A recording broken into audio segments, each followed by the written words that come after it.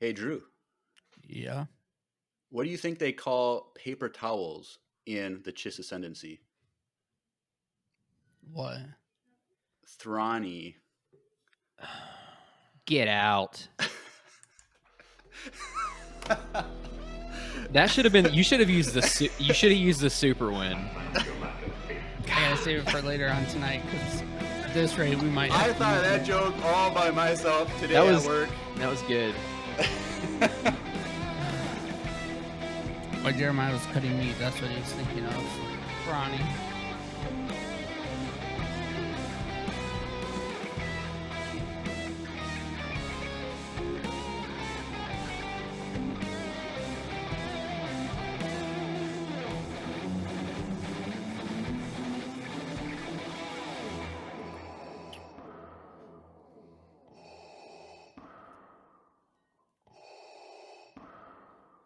Hey everyone, welcome back to another Thrawn-tastic episode of Empire Radio. I'm Jeremiah. I'm Andrew. I'm Drew. And we are back, the three of us, to talk about more Thrawn books. Hey. This isn't the first time we've done this. You know. We did the Ascendancy Trilogy last December or November or something like that. And that was a lot of fun. And we thought we were going to be doing this trilogy a lot earlier than we did, but we didn't. But we're here now because Ahsoka is going to be here in 3 weeks, a little over 3 weeks, 22 days. And so... knocking on the door. Yep. And so I was like, there's going to be strong connections between what happens in this trilogy, I believe, and the Ahsoka series. So I was like, we got to get this done. So, but that being said, last week we put our podcast episode was the hot takes episode. Hey yo. And I asked people, which I guess has been, from what Jeremiah has said, has been quite popular. Quite popular on the YouTubes. Yeah. And so so your guys' hot take about Boba Fett? Oh yeah. Get out. Nah, dude. You can't deny that one. Yes, I can. Okay. All right, but anyway, so I asked people on Spotify what their hot take was on Star Wars, and so we got 8 responses. So I'll go over these. Okay. First one from Obi-Wan Cornobi says, "Are they a farmer?" I don't know, but coincidentally, he says, "Corn is the best vegetable in the galaxy," which is not definitely a farmer. Definitely a farmer. You don't enjoy corn that much unless it's a running joke or you farm it. So that is a hot take. Iowa. I think. Yeah. Even though like corn is probably the most important vegetable we have in the world today, because like it seems like most of our food is derived from corn one way or another. So I guess it's important, but I think raw green peppers are better. So does corn exist in Star Wars? No, is that what in canon? Is that what cut Luke Wayne harvests on his farm? I don't think we have evidence against that technically. I'm sure there's some corn-like. Yeah. Well, there's corn-like things probably. Yep. Sweet. All right, next one up from Elias. This isn't. I don't agree. This is a hot take. I think this is almost universally true that people agree with. But sequels are bad. That's not a hot take. That's not a hot take. It's funny. I think I said this when we were doing the episode, but like when I was researching Star Wars hot takes, like so many people were like, "Hot take, the sequels suck," and there were so many people in response to those like, "No, dude, that's not a hot take. Everyone agrees with you." Like the point of a hot take is it's supposed to be controversial, but yeah. So, all right, this next one is kind of, I don't know, but Connor McCloskey says the prequels were kind of mid, bad storyline and repetitive characters. No, the only thing you can say about repetitive characters is there's all the clones, which is kind of technically repetitive. No, I mean, it does center around the same like 6 people for all 3 movies, Yeah. which is kind of like every I was going to say, ever well, made. it's also Or every Star Wars. Star Yeah. Wars. Harry Potter, like Yeah, same you 3 got people. 7 movies of the same 3 people. So, or 8, All I right. guess. Johan the Goat says Anakin was not a good Jedi. No, That's a hot take. no, I agree. Anakin was not a good Jedi. Yeah, no. Or maybe he In terms of was a good Jedi, but everybody else was a bad Jedi because he was more of a Jedi than everybody else. I wouldn't say that. Kind of like That's a hot take. kind of like Ahsoka. That's Qui-Gon Jinn. I feel like Qui-Gon Jinn was a better Jedi than everyone else. As was Dooku before he fell to the dark side. He should have been locked up in the Citadel when he was like 5 years old, dude. That's Well. my hot take. Next up, Declan Jones says stories about Force users have been done to death. This has been alleviated slightly with the Disney Plus content. There is more out there than Space Wizards with glow sticks. I say that with love. Yeah. I think a lot of people would agree with that, but there's just something cool about the Force. Like, I don't think I'll ever get tired of it. I read one that was like, I swear if I forget the way that they worded it, but basically they were like, I hope I never hear the name Skywalker ever again because of how overdone it is. Yeah. So Don't watch the new Rey movie then. don't get me on that rant. Pizza says, Hey, Pizza. The first half of A New Hope is trash. Darth Jar Jar is the best Star Wars fan theory, and Disney made Star Wars worse. Fire, fire, fire, fire, fire emoji.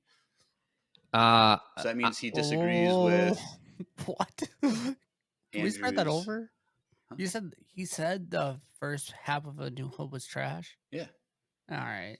I see. This is why pizza's not my favorite food. Right. You like my pizza, homemade pizza. Next up, that is a dang good pizza. Next up, James Bello. Phantom Menace is a good movie, and Jar Jar is not enough to ruin the whole movie. Yeah. Facts. Yeah. No. Facts. Yeah. 100%. I agree with that. It is a hot take, I would say in some circles, but I totally agree.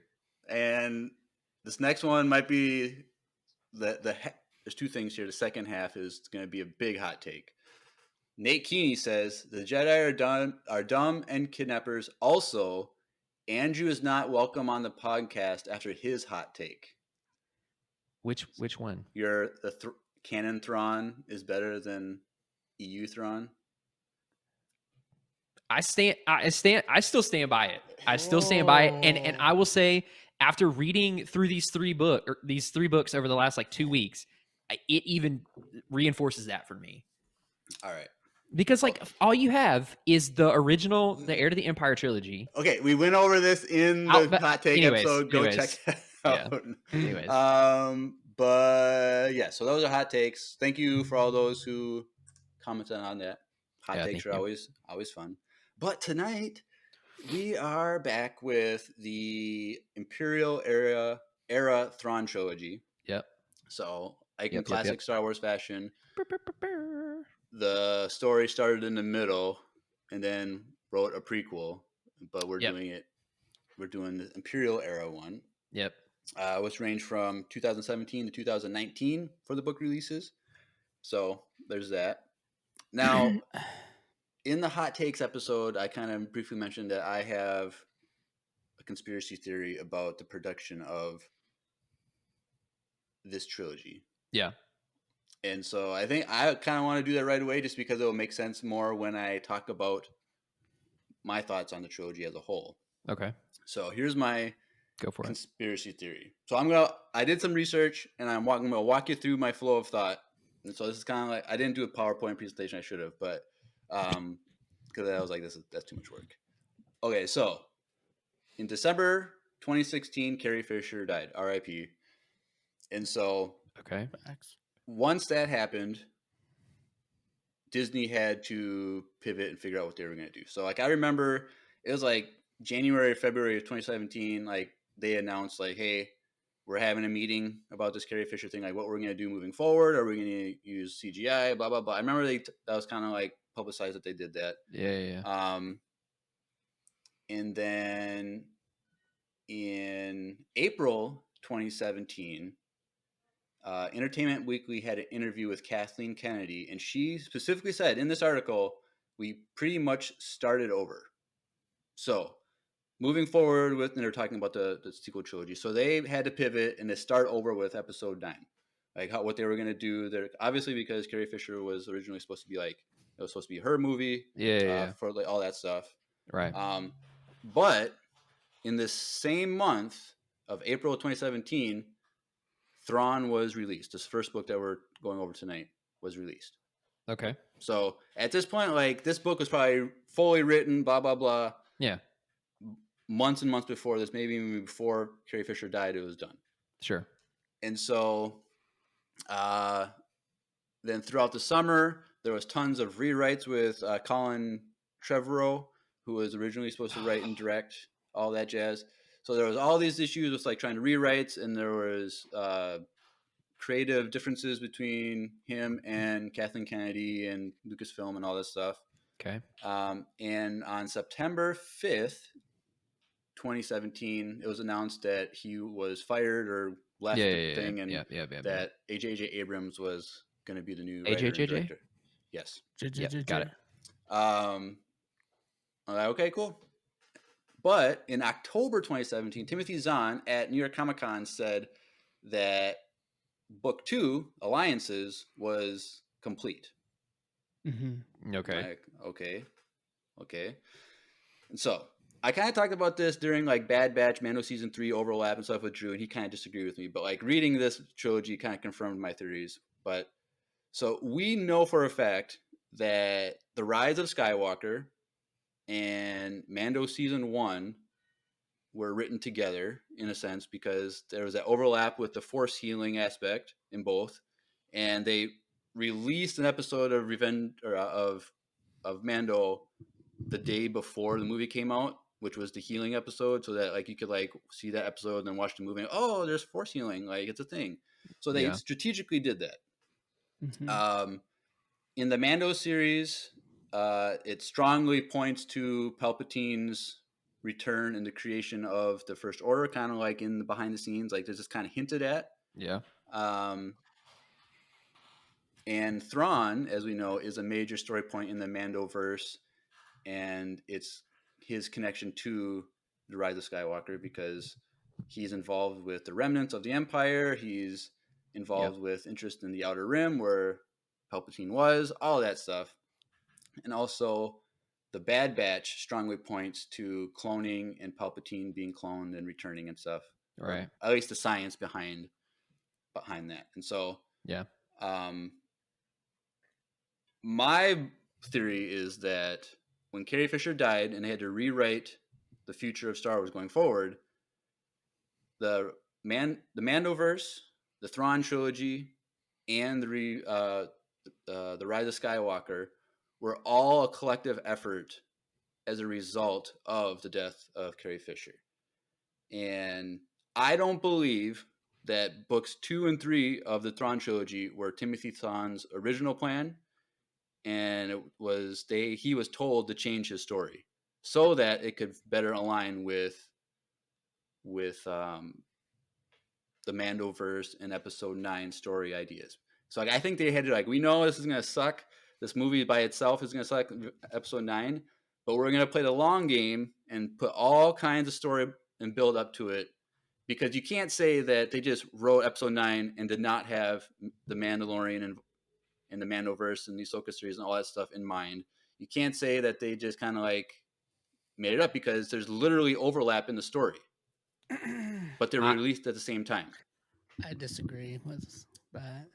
So you're telling me that I'm telling you that she had no idea what she was doing.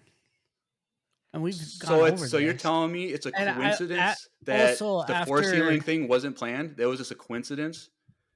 No, I mean that the Mandoverse with the hinting of of the First Order being created and cloning, and that was not in mind. I'm not disagreeing with that part, but I'm disagreeing with the Timothy Zahn stuff. Well, I'm going to get more into that. Because Timothy Zahn was from multiple panels I've been in with him talking about these books, he had these books planned out as soon as Dave Filoni asked to use his character. They signed him to write these books like right away. Right. I don't disagree that he didn't sign a contract to write a trilogy.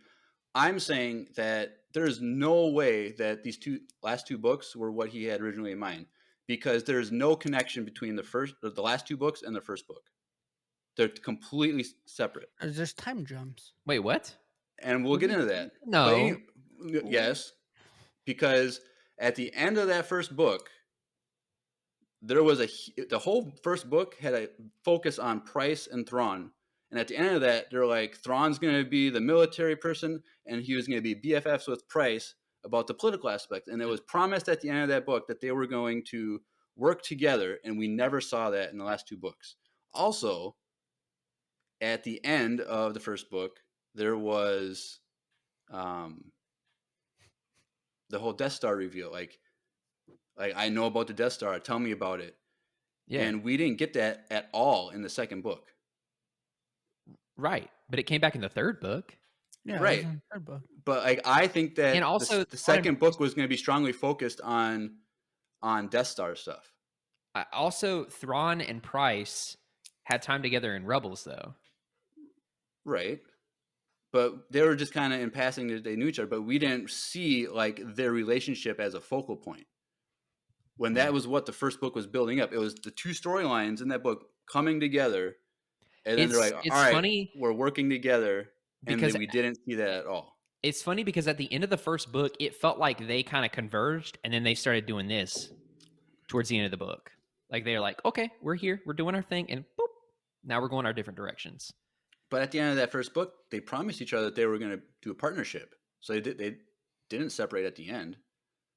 Sure, she had her career on Lothal and he had his military career, but they were supposed to be like distance-wise. Yeah, they separated. I don't remember them like promising each other. I just think that they're like, we look forward to working together in the future. That's because she's like, I will be your political eyes and ears because you suck at politics, and he's like, I'll help with like the military advancement stuff.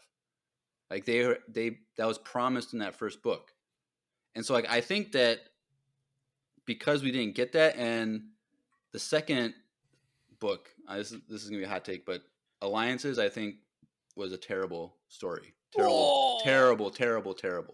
Like this was something that like Timothy Zahn, I felt like he was told to write certain things and to pivot the story. I really don't think, because I think that the whole Grisk stuff, like in the first book, we were like, there's threats out there. Right. But we didn't have anything. We don't even know of the Grisk at this point because the Ascendancy trilogy hasn't been written yet. Right.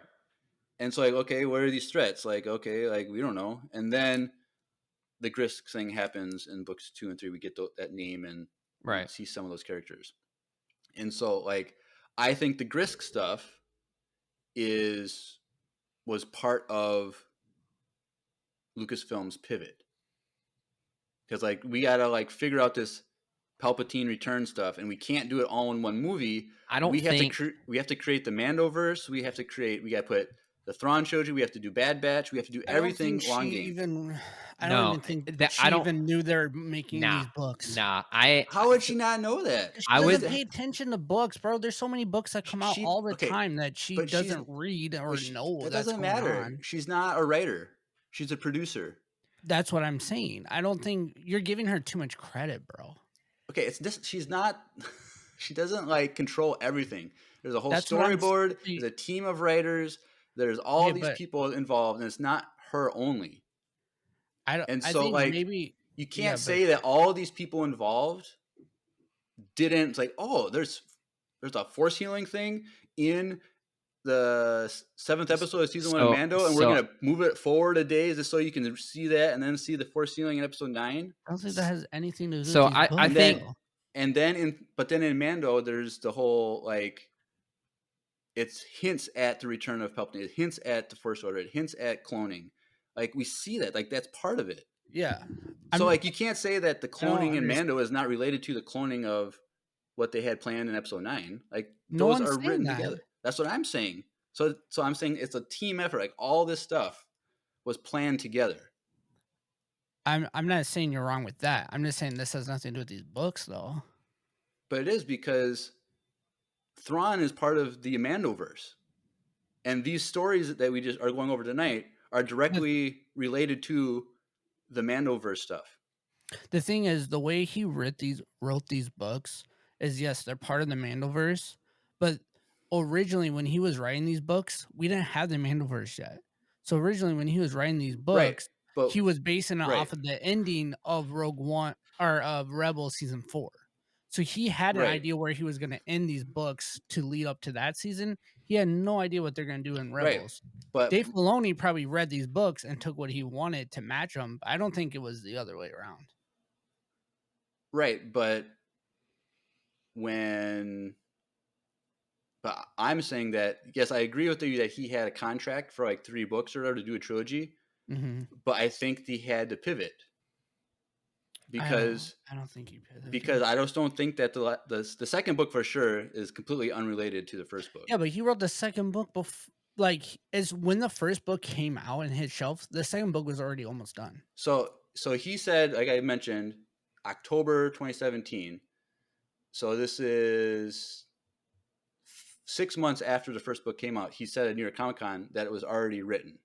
Yeah. Okay, but here's the thing: the Ascendancy trilogy, which came out in 2020, September 2020, and the last book came out in November 2021.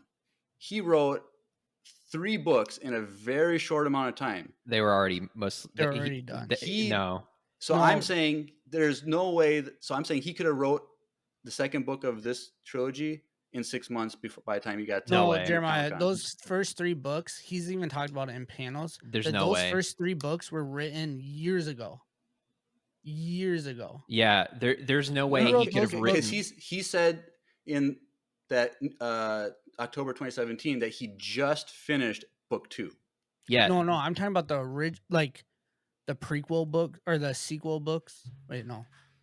The prequel books, those books, he written those a long time ago. And he's just modified them. But that's why they came out so fast. Because he said in panels that those books have been on his mind for years. Right. Okay, that might be true. It could have been written 20 years ago. That's fine. But my point is, it shows that he could write a book really fast. I don't think he wrote it in 6 months. No. I think that he did. I think you're giving Disney too much credit. Yeah, that's what I'm thinking. Because I think the Thrawn trilogy was already written, and then they did the pivot. And I think you're spot on with the whole force healing thing and trying to save Star Wars. Totally agree with you there. I'm not disagreeing with that. What I am saying is I don't think the Thrawn trilogy is as intertwined as you think it is in their initial plan. Yep. I think the Thrawn trilogy was going to be a thing, and then I think that Thrawn's presence in the Mandoverse was a decision that they made after the fact. Mm-hmm. But this trilogy was written during the same time as Episode 9 and Episode in Mandoverse beginning. Yeah. So like they're parallel. They're being written at the same time. Yeah, but I don't know if they were being written in conjunction with one another. That's what I'm saying. But I think they had to, because they didn't just write Mando season 1 and not have like the Ahsoka series and the Book of Boba Fett and all these other things at least on board. Like, I think Book of Boba Fett was originally going to be a movie. And then they completely changed. I mean, there was going to be there was a Boba Fett movie, and then it evolved into this. But you can't say that the two sides didn't talk. The books wasn't aware of what was happening in the Mandoverse being written. They have a story group. Like their one job is to make sure these things work together. So they're clearly working together at the same time. No, I think these books were done, and Dave Filoni wants to include Thrawn as much as possible. Yeah. And I think, and those characters, and the characters that, I mean, you got to remember, and I don't know. He wanted to bring Thrawn back because he saw the direction that Disney was going, and that's why he chose to bring Thrawn to Rebels. Yeah, I don't think at the end of Rebels, and this might be a hot take, I don't think at the end of Rebels, there was a plan to bring Thrawn into live action yet. Yeah, no, I don't think that's a hot I take. think that they left it open on purpose because they might do something, but like I don't think that they were thinking that far ahead. I think maybe Dave and John had ideas, but like I don't think they had solidified that the plan that far ahead. Even right now, like Timothy is signed for 3 more books, and he doesn't know what they are. Like he said that at Twin Cities Con last year. He said, "I'm signed. I have a contract to do 3 more books. It could be even Andor. It could be Thrawn in between." What he's literally waiting for Dave Filoni to create this story. He said, as soon as Dave Filoni is launching this Ahsoka show, then I might be able to fill in gaps between it. But right now, he's like, I have no idea what I'm doing. Yeah. And he's like, and during that time, he's like, I'm watching Andor, and he's like, I would love to do an Andor show.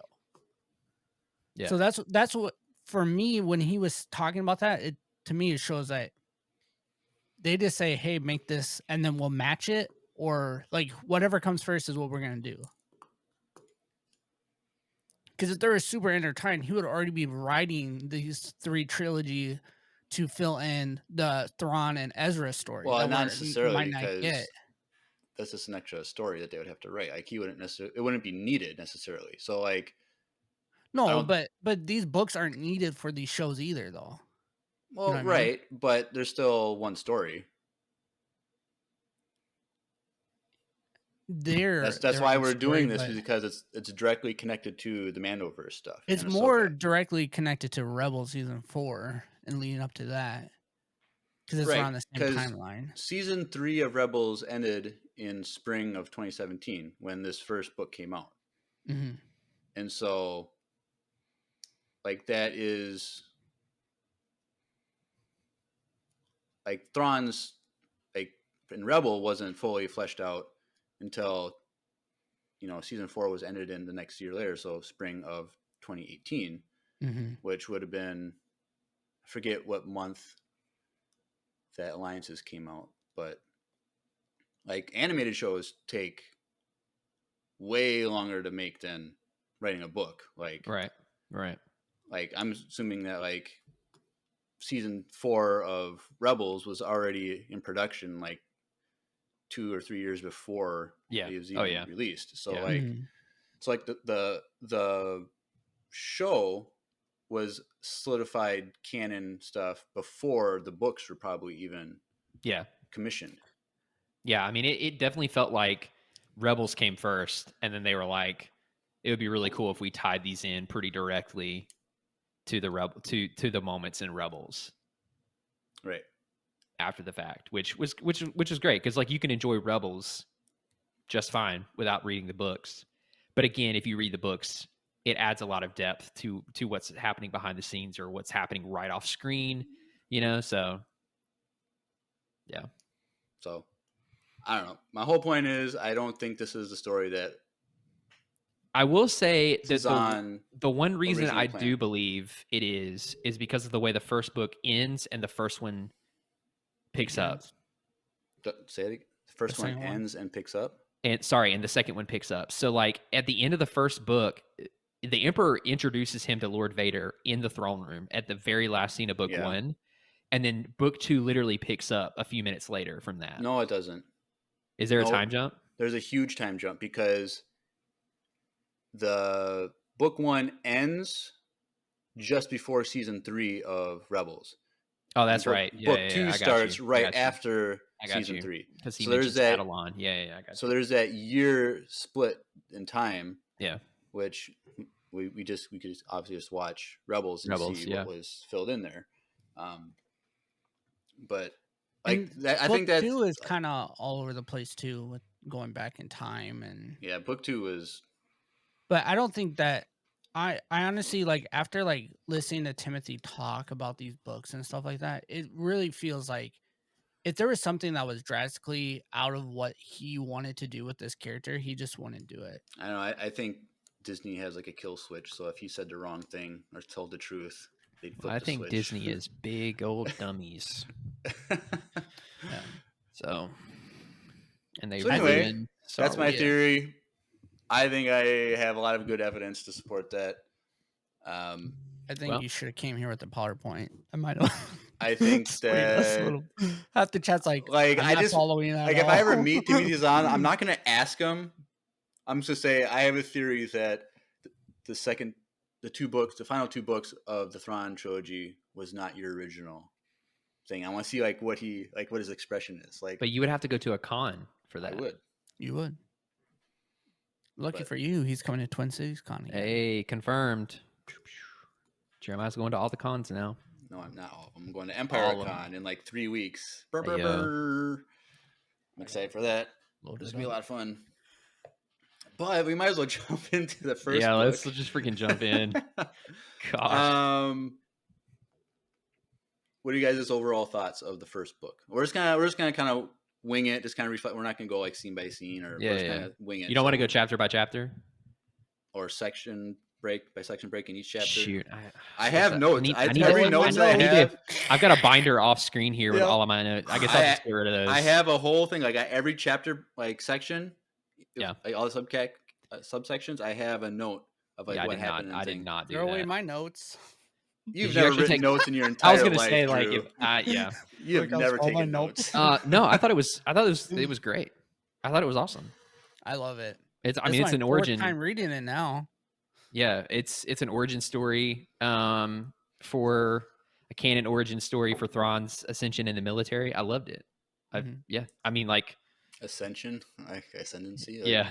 Oh. Yeah, I mean I really liked like getting him as a character the way we did. And like he says that he wasn't truly stranded, right? In one of the later books, I'm pretty sure. Or is it maybe it's even the first one?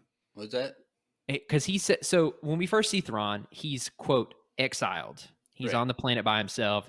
You know, he's been there for a very quote very 12 long time. 12 Yeah. years. If you do Yeah. the math, he was there for 12 years. He wasn't there for 12 years. Yes, he was. No, he wasn't. He was was only there actually for a there few all- weeks. Yeah. No, that's what he thought was going to happen at the end of the Ascendancy trilogy. No, he literally tells another character in these books that he was only there for a few weeks. No, because He said it was made to look that way.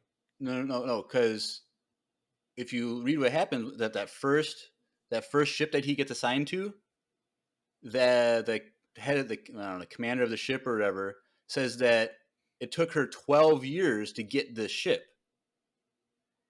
And then if you count the years after that of him progressing, it brings you up to 17 years, which would be right when season 3 of Rebels starts. I thought it Because was the book 1 only covers the span of 5 years, and that ends right before season 3 of I Rebels. swear he straight up says that it was only a few weeks. No, because I remember paying very close attention to adding up the times that was stated, and the first book covers a span of 5 years. So 5 plus 12 is 17, which is 2 years before episode 4, which is when season 3 of Rebels starts. I swear he straight up tells someone that he was only there for a matter of weeks or like a few months, and it was made. I think he said that's what he originally thought was going to happen, because No. he specifically says that in the end of the Ascendancy trilogy. He's like, I'll be there for a few months, maybe a year at the most, to like have his secret mission or whatever that he was doing. Yeah. But he was there for 12 years. Because like I said, the captain of that ship, I forget her name, that first ship that he was on, someone says it took her 12 years to rise to get the ship. Will send the chat. He said, I think he said that too. At least that's what he I said. What? remembered. That he was only there for a couple weeks. Yeah, like maybe I don't know. Because then, if what you're saying is true, then the 5 years doesn't make sense. What do you mean? What 5 years? I just said if you count from when he got appointed to the ship, this first ship, to where we get to the end, it's like, oh, 6 months later, oh, a year later, all this stuff happened. You add it up, it's 5 years. And the first book ends when? Just before the end of Rebel Season 3. So 5 years plus 12 is 17 years, which is Google said right when he says a few months. That's what Red Buff said. No, that's just a Google search. I'm telling you right now, it's 12 years plus 5 years. Is this, I don't think it was that long. He I was thought it was on all the planet fluke. in exile for 12 years. Yes. No. Then the whole story doesn't make sense then. That Timothy Zahn doesn't know basic math. I legit don't even know how you got 12 years. I just told you. I know, but it's so confusing. It's literally one sentence in the whole book. It says, so-and-so, whatever that captain's name was, took her 12 years in the Imperial Navy to go up in ranks to get a command of her own ship. Yeah, but 12 years that she didn't work in the Clone Wars because that wasn't what she was doing. It was in the Imperial Navy. She worked her way up in the Imperial Navy for 12 years to get the ship. How does that relate to Thrawn's time in exile? Because that's when he got when he got placed on that ship. 12 years. She took her 12 years to get that ship that he's on. So that means, and he was only 3 months, whatever, when he got found and then went through training on Coruscant and then got placed on this ship with Eli. Like, who are you talking about? So when he gets put on this first ship where there's that the Night Swan steals the stuff off the ship, the gas. Okay, yes, the captain that yes. The captain of that ship. Yes. That woman. Yes. Her. Yes. So it took her 12 years to get a command of this ship, to rise in the ranks of the Imperial Navy for 12 years before she got a ship. Right. 12 years. That's it. So if Thrawn gets onto that ship after her taking 12 years, that means that it took 12 years for Thrawn to get found after being in exile, because the Ascendancy trilogy ends around the time of the end of the Clone Wars. Like just after the end of the Clone Wars, because he says, the war is over. And there's been a new empire has been established. Yeah, I get what you're saying now, but like... But you got to remember, these books came out before you wrote those. I don't think... Anyways, it's fine. Well, it's actually, fine. We don't know that. If you want, I'll try and find it. Like, I can find the chapter. I'll go back and try to find it too at some point. But I swear I remember him saying, like, he did say that. He wasn't on there for long, but maybe he could have been lying to like make it look like he's not been. Maybe that's the case. Maybe that's the case. It doesn't matter. This is a hot take episode, I can tell you right now. So what were we talking about? The biggest thing is that he grew up in rings faster than anyone else. Right. So it took him 5 years to get the command of the Third Fleet? Is that the name of his thing? Yeah. Mm-hmm. Wait, I found it on Reddit. Let me look more. Red Buff says. Perfect. Because I even brought that up in the Discord. Like I made that comment about the 12 years. And like David jumped in, like, and made comments, and he didn't disagree with me. So like, I mean, I could be wrong. I could definitely be wrong. I just remember him saying that it was supposed to look like it was longer, but yeah. Anyways, so what we were talking about? The first book. What led to? Oh yeah, I was talking about the exile.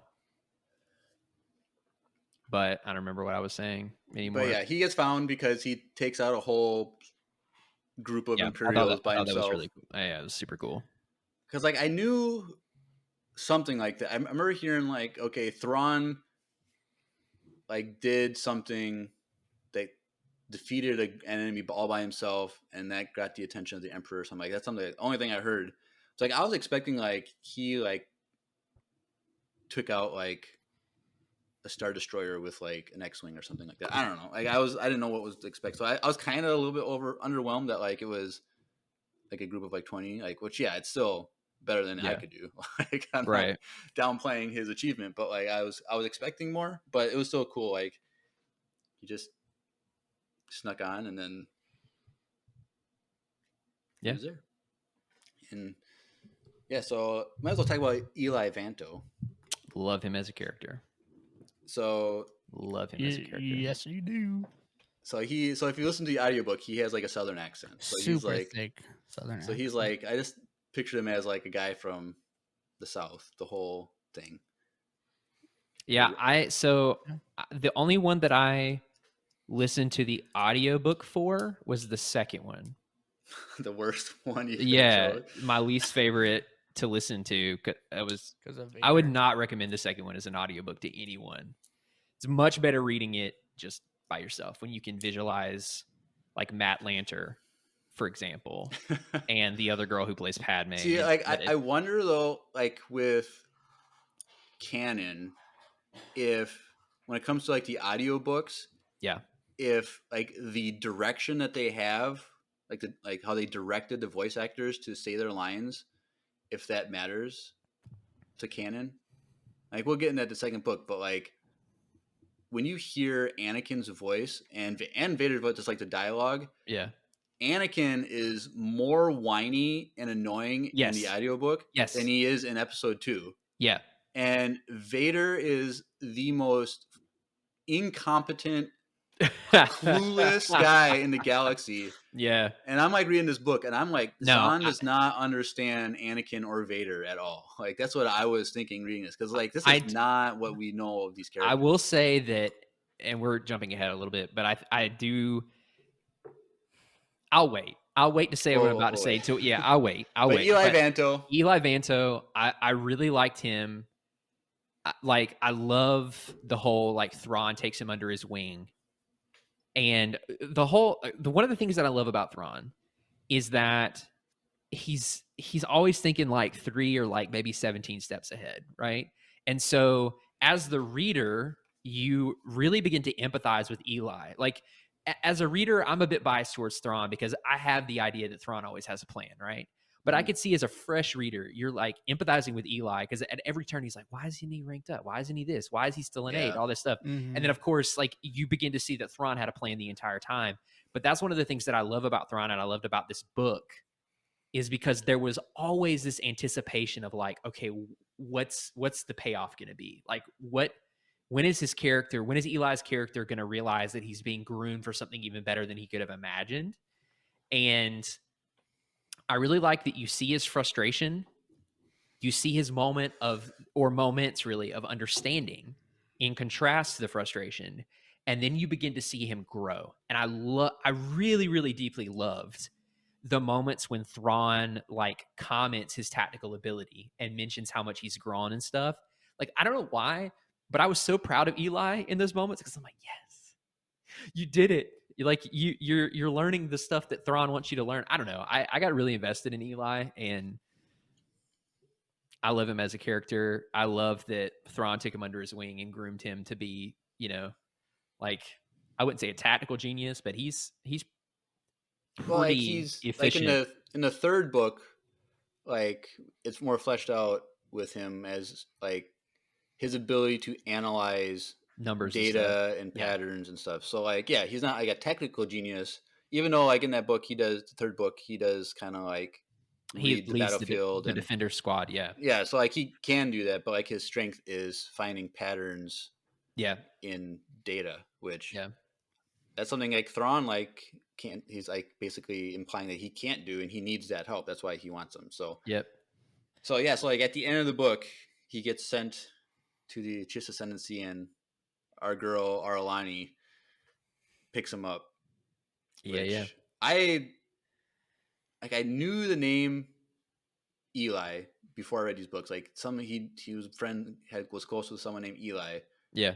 And I know like you guys kind of mentioned like in the past, like thinking like Eli might show up in Ahsoka or something. Like I was like, I don't know what's going on. Don't spoil anything. Yeah. So like, do you think we're gonna get Eli, dude? In the Ahsoka series? I think that we deserve the Chiss. There are two things. The Chiss deserves so much more exposition Yeah. And then we, in turn, also deserve a lot more Chiss content. Right. Because we I haven't don't been think given we're enough. getting it. And so I don't think. Okay. So if Eli shows up, I don't think he's going to be playing a main role.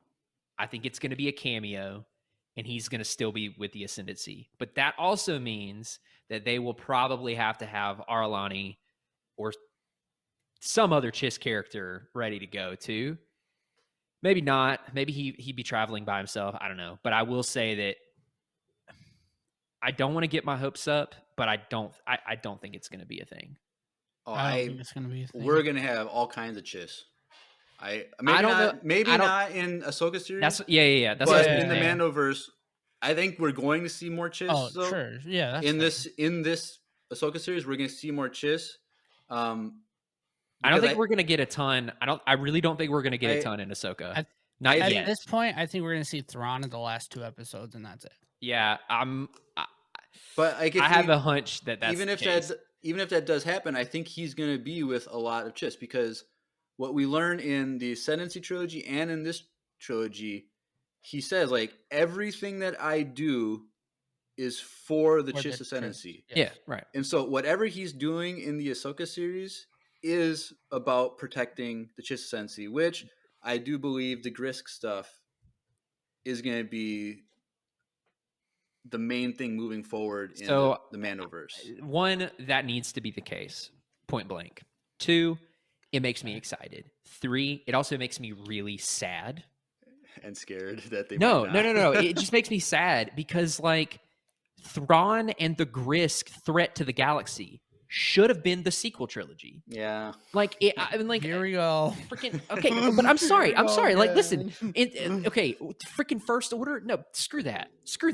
Like, if you wanted something to come from the unknown regions and be a legitimate threat, don't give us freaking bigger Death Star with multiple lasers and freaking Nazi Imperial people. Like, just bootleg Nazis. They had. Keep in mind that the unknown region stuff that we get in episode 9, like, that was the only unknown region stuff we got. But what I'm saying, so, like, that was a pivot. That was a change. Like I'm saying. Yeah. Oh, I know. But, like, we, especially in book 3, we really get a. I mean, and of course in the Ascendancy trilogy too. But, like, in book 3, we get a sense for how just, like, stupidly dangerous the Grisk are, and in small numbers, right? Too, right?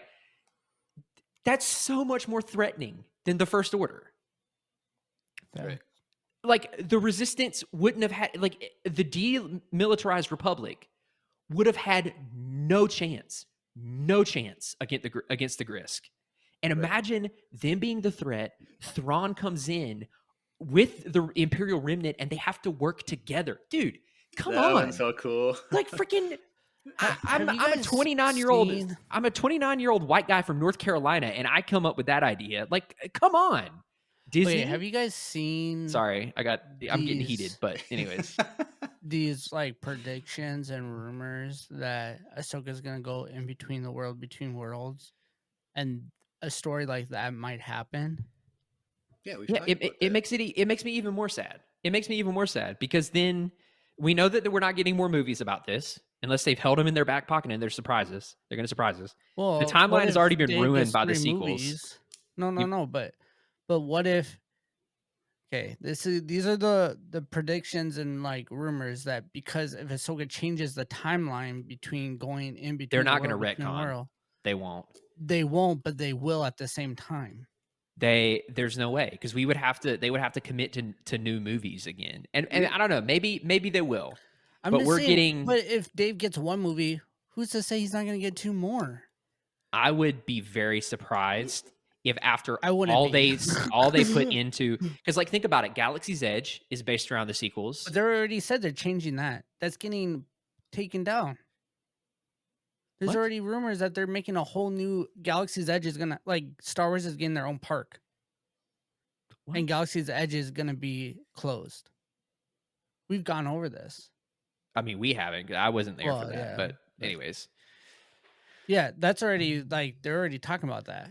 All I'm saying is to bring it back to the books, because I know we are on something tonight, let me tell you. But bringing it back. Buckle up, guys. It's already Buckle up, Buttercup. Anyways, so bringing it back to the books, every time I read these books and the prequels, these are canon novels, and I want to highlight canon because I'm normally the EU guy. These are canon stories that are some of my favorite in all of Star Wars, and they give me a sense of what it could have been as canon. Yeah, like it's just, I get it. Hindsight's 2020. It's easy to get frustrated with things in hindsight, right? I'm not in Lucasfilm. I don't know how hard the job is. I don't know how many decisions or how many people the decisions had to go through, like, or how they don't ask at people for their but like, so I don't get it. I don't have the full picture, but I am saying is that I love these books. I love these two trilogies, and they had an enemy in those that really could have been just phenomenal storytelling post Return of the Jedi. Well, I mean, think about it. If I win the $1 billion Mega Millions tonight, do it. I'll make that story for you. Write a check. Thank you. You can just I'm just saying, like, buy half of Disney and fire certain people. No. Imagine, Get some listen. names. $1 billion isn't going to get you anything at Disney. It's Imagine like 1%. that. Imagine the Grisk 1%. became such a threat. So let's say, what about Han, Luke, and Leia? They're the big. Imagine they're killed by the Grisk. Imagine the no. But listen. But think about it. Like, think about it. Think about this. Imagine that Luke, his temple, the same thing happens, or something else happens, and he loses students. Right? Someone goes to the dark side. You can keep that same kind of idea, and the Grisk kill him in exile because he's cut his connection to the Force, and then Ben Solo becomes the new Jedi leader. Like, then you don't even have to worry about the legacy characters. Like, there are ways around all this stuff. But anyways. So, Eli Vanto. He was a pretty cool guy. I really liked him. Yeah, I did too. So, I really hope we see him. Great character. I don't think we'll see him in the Ahsoka show, but I think we'll get him. You know who I kind of like, how I pictured, like, what he looked like in his face was PETA from the Hunger Games. You're not entirely wrong, because there's a comic. There's a Thrawn comic that covers this. It's a canon comic that's it's like a 4-volume adaptation of the first book. And he looks like PETA? He just has that kind of. I just picture him as like a short white guy with blonde hair. No, he has brown hair. Hold on. Like a dirty blonde, whatever. Like PETA. Hold on. PETA have brown hair? I don't know. I got you. Hold on. That's just kind of how I visualized him the whole time. For everyone that is catching the stream right now, you might be able to see this. Here you go. Your life. Share it to me. Hold on. I'm gonna share my screen really quickly, everyone. You see that? That's him and Arlani. Jeremiah, you can see that, right? Yeah, I can see it now. That's Arlani? Yeah. Dang, she doesn't age at all, dude. Nah, dude, she looks like she's like 25 in that picture, and she's probably like. Just don't age, man. So anyways, that's Eli Vanto. Thrawn's probably what, 60 now in the Ahsoka Mandoverse time? Probably, yeah. He's probably in his 60s or something. Because he's older than Anakin. So Anakin was what? 22 plus 19. Dude, I don't pay attention to years 4. The way you do, so I trust your math. So he's probably like 60, I'm guessing. Yeah. But yeah. So I like how they work together, and I liked the villain of Night Swan in a sense. I put him in villain in quotation marks because I love a good anti-hero. He gave me the same vibes as Thanos, where you're like, yeah, he's doing some bad stuff, but also he has some really good reasons behind it that you kind of empathize with a little bit. Because it was, like he just started out with like doing some smuggling stuff, but then like he became like a kingpin basically with like because leading all these other. They said that he said that he did some smuggling stuff and he did consultation work, and then he realized that he was like super good at it, and he just kind of got bigger. became he kind of started running things. Yeah. So that was cool. I like how, but, dude, I loved him as an quote antagonist for this first book. Like the one thing that I really like about this trilogy as a whole is the Empire does not come off as evil. Yo, I was just about to say something about that. You find yourself rooting for the Empire, and then you're like, wait a second. Because like they don't do anything inherently evil. Because they're just like, oh, like this guy just stole all this Tabana gas. Like he stole from us. Like we gotta go investigate. Like what is he doing? Like they're attacking Imperial things. Like you don't see the Empire as evil. Yeah. And like you meet these crew members. They're just regular people trying to get like dental and vision and health insurance. And to be fair, like especially Commodore Pharaoh and some of the what?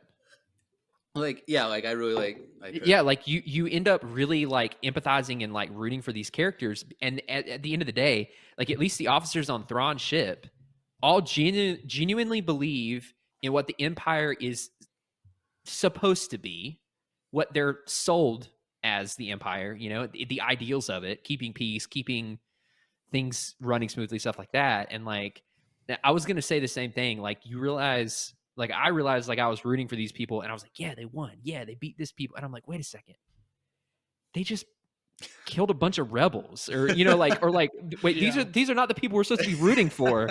But it's like I think that's one of the things that makes Thrawn one of my favorite characters of all time. Because you're rooting for a bad guy, huh? Because you're rooting for a bad guy, and you're not. He's not a bad guy. Like he is. So if you watch Rebels, like yeah, but like also he has his reasons for acting the way he does, and they're very defendable. That being said, like I understand that argument that like he's a good guy, like he shouldn't be classified as a villain. Yeah. But at the end of the Ascendancy trilogy, when he said that he would kill everyone on that one planet to save the Ascendancy, he'd be willing to commit genocide to save the Ascendancy. Like I now, because of that, consider him a villain. A villain's aggressive, but he was going to commit genocide on Rising Star or Morning Star. What was the name they called? Morning Star, I think. The planet with the Magus and I think he was willing to. I don't know if he would. Evil. No. But no, I don't think he would have done it though. There's a difference. He said he would have. Like he said it like to whoever it was. Like might have been to like, Arlani or someone. Like it wasn't like he's. Yeah, but like he didn't. That's the thing. Like there's a difference in.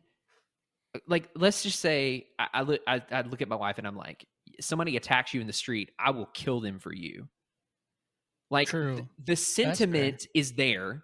Me killing someone on behalf of my wife, she wouldn't want me to kill someone, right? But I didn't. I'm not doing it. It wasn't like that planet that he was going to commit genocide on was attacking. There were innocent bystanders. He's like, I will kill these innocent bystanders if that means. That was the context of what. Yeah, said. Well, I don't know. I feel like with Thrawn, nothing is that simple with Thrawn. I feel like but Red Buff says I vote for him to be our president. Dude, heck yeah, Thrawn for president. Let's go. He doesn't understand politics. He would be the worst president. Neither does our president. And where has politics gotten us? No. Anyways. That's another rant, hot take for another. Anyways, but what I was saying, so the thing that I thought was very interesting, going back to it's the first book, they come across the Wookiee slaves, right? And Eli's like, I can't believe this. And Thrawn has this like really hardcore kind of cold moment where he's like, if they are property of the Empire, we are going to treat them as such. And that was I don't know if it's evil though.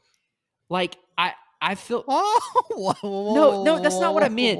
You don't. Never mind. We're clipping that. You're going viral. No, dude. Way to cancel our podcast. We all everyone knows how I feel about that stuff. Okay, all I'm saying is like I still don't think he's an evil, like inherently evil guy. I think he can be driven to do evil things because of his loyalty, but I don't think that makes him evil. And if he is evil, every Star Wars villain has a redemption arc. And also, I in no way, I feel like this needs to be said. I think slavery in any form is absolutely disgusting. So let's just put that out there. Good. You heard it here first, folks. Slavery is disgusting. Anyways. Andrew's not gonna sleep over what he just said. So I was kind of at the end of the first book, Night Swan gets killed. So it would freaking. Can we talk about freaking Price? Blows up the whole city. Yeah, just freaking levels it to the ground because she doesn't do this. So just because she wanted to cover her own reputation. So the thing is, with the whole 12 years plus 5 years thing, they had to end his story so that they could do the rebel stuff, align with the timeline. Yeah, but if they didn't do the 12 years thing, it could have been just his for all those years, the whole trilogy could have been him fighting against Night Swan, and then the third book is when Night Swan finally dies. Part of me with part of my conspiracy theory was that was the original plan, and they're like, okay, we need to change the end of the book, and you need to put this 12 years in the first chapter again because we need him to die. But I felt like he could have been a trilogy's worth of Thrawn's prize, for 3 books. He's going for 17 years hunting this guy down. Yeah, for the Empire. I think would have been cooler than what we got, but I liked him. I liked him because they gave Thrawn someone right out of the gate that could, for the most part, go toe to toe with him tactically. Right. And he was clever enough, and that's what I like. Thrawn was more clever, but it still was a challenge for Thrawn, and I loved that. Well, I also love him as a quote villain. The one guy who was originally signed to attack the island failed. Yeah, miserably, dude.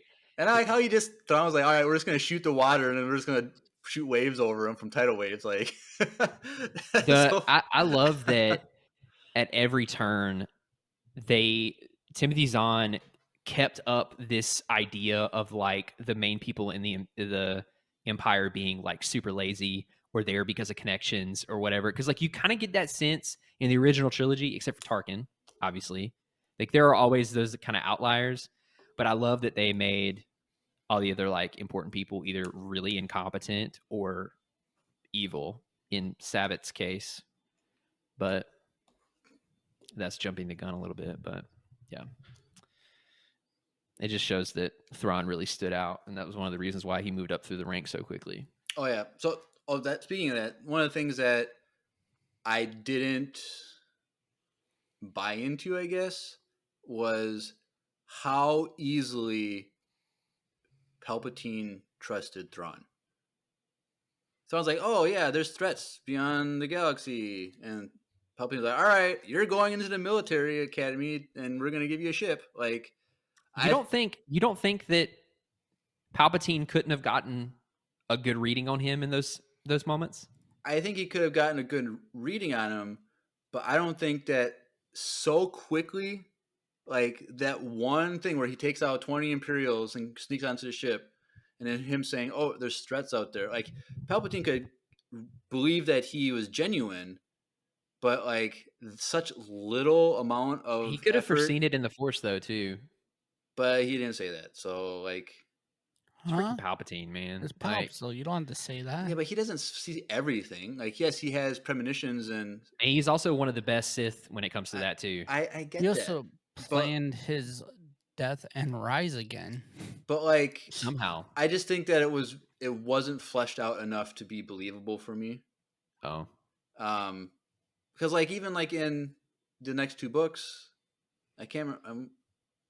Might have been the second. I can't remember which one, but there was Palpatine was really questioning, should we trust you? Blah blah blah. He had his doubts. So the fact that he had doubts was I don't think maybe he's not telling the truth. I don't think he actually had doubts.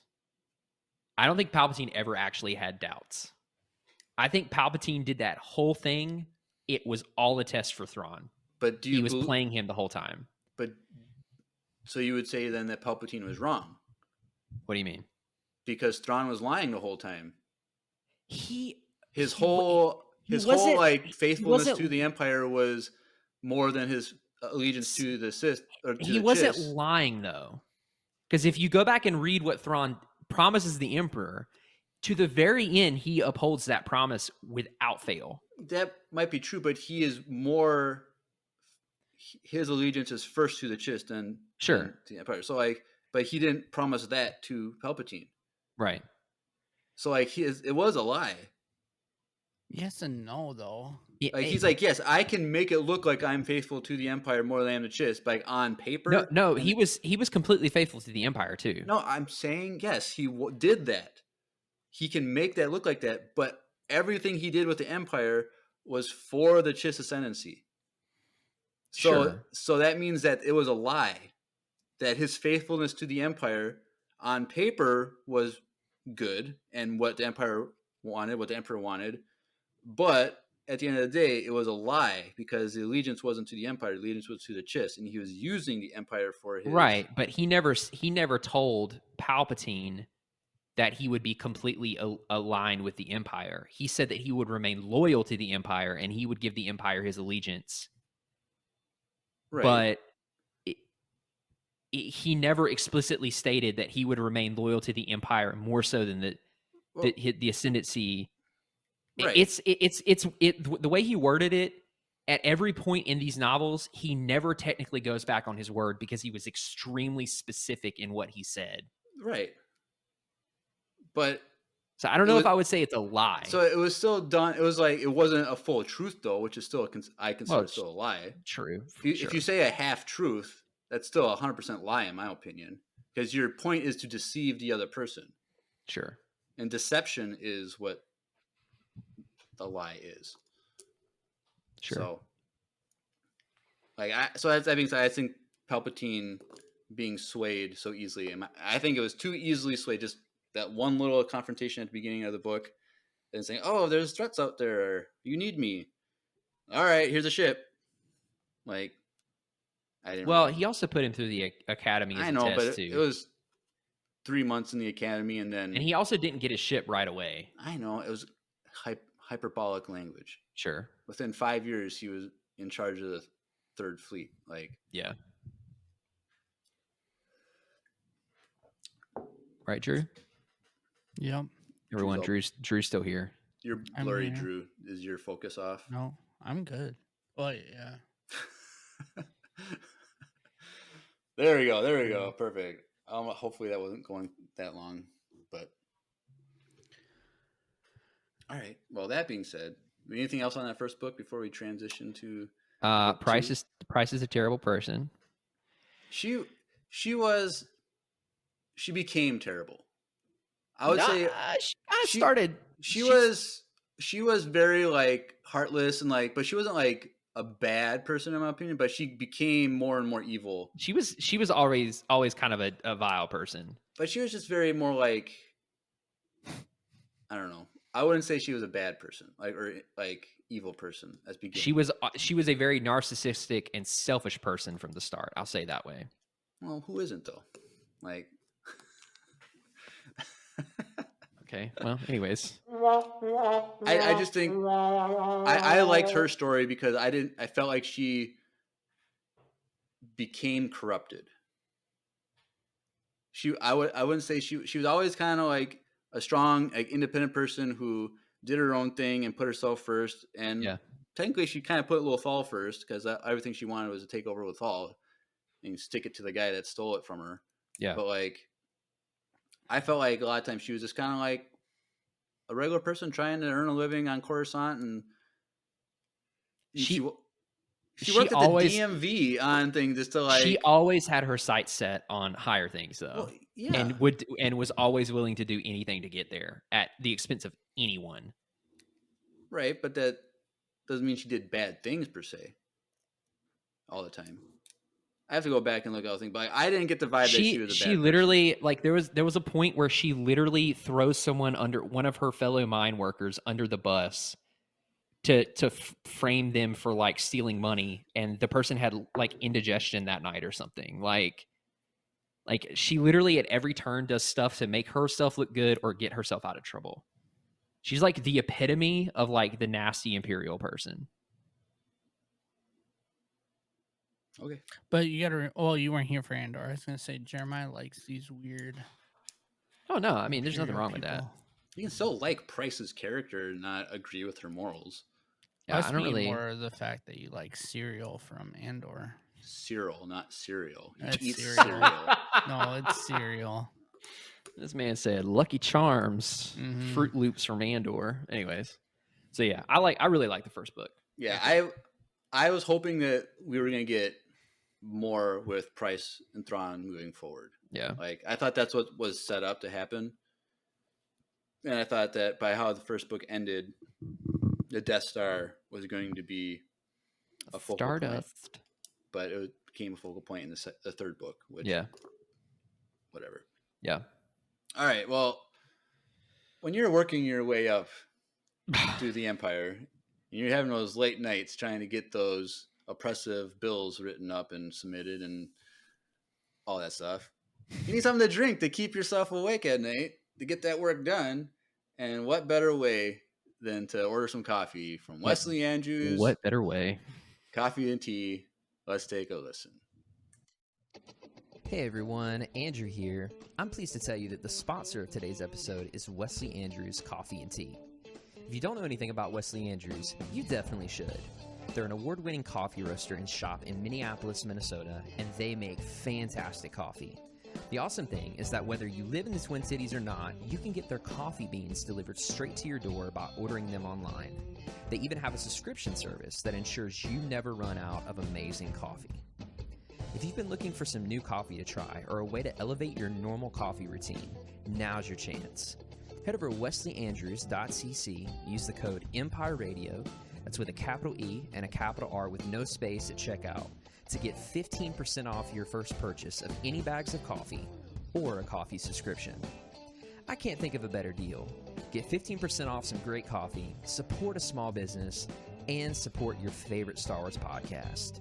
In the words of Emperor Palpatine, do it.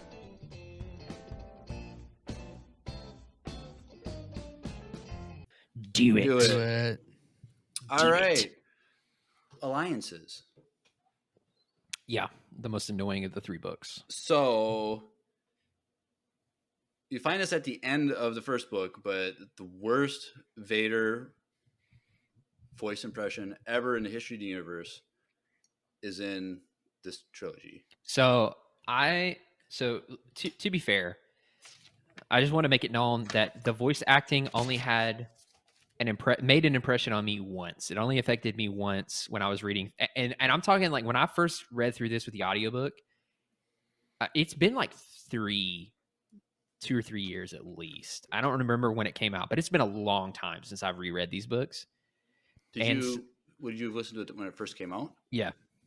So it would have been April 2017 when the book was or No. 28. Well, that Vader impression would have been at the end of the first book, but the second book came out a year later. Well, see, I never did the audiobook for the first one. Okay. I did the audiobook for the second one shortly after it came out. Like I got it, and then, Right. But like, I know we're going to talk about the voice acting, but what I'm pulling from is from memory, and mostly what I remember is Anakin and Padme and how much I hated their voices. But Isn't it all done by this one guy? it is. No, But I think some of these voices weren't just by Mark Thompson. No. I'm pretty sure they I'm were. pretty sure it's all Mark Thompson. You could hear that in the Ascendancy trilogy that was one guy, but there were voices that he did that were done in this trilogy. Like, Yo, he did Padme. look He it up. 100% did Padme. He did Padme. I know. Oh, he did Padme. And like I don't know, and especially in the third book, I felt like a lot of the Well, voices. I haven't listened. I didn't even listen to the third one. I will say that the second one is much better, leaps and bounds better if you're just reading it. I should have done Padme. Okay. Oh gosh, I hated that with every fiber of my being. So, anyways, yeah, I this book is much better as a normal. Go figure, as a normal book rather than an audio book, because they couldn't get all the voice actors, the actual voice actors, to do it. Right.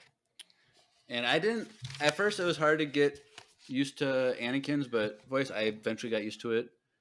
But like, and I didn't have a problem with Padme. It was just Padme. I didn't have a problem with anyone. Padme, she just has a whatever. generic female voice. Like, it's not like anything that stands out. Like, All I remember is I found both of them very annoying to listen to. From Natalie Portman to Clone Wars, like, her voice is just a generic voice. Like, so, like, it's not that hard to, like, do it, whatever. Yeah, like, but like with the audio book, yeah, the way Anakin and Vader spoke, like, they just sounded like they were clueless. They had no idea what they were doing. They were incompetent. Like, I just felt like maybe when you're just reading the text itself and hear it, like, maybe it comes off differently. I don't know. It does.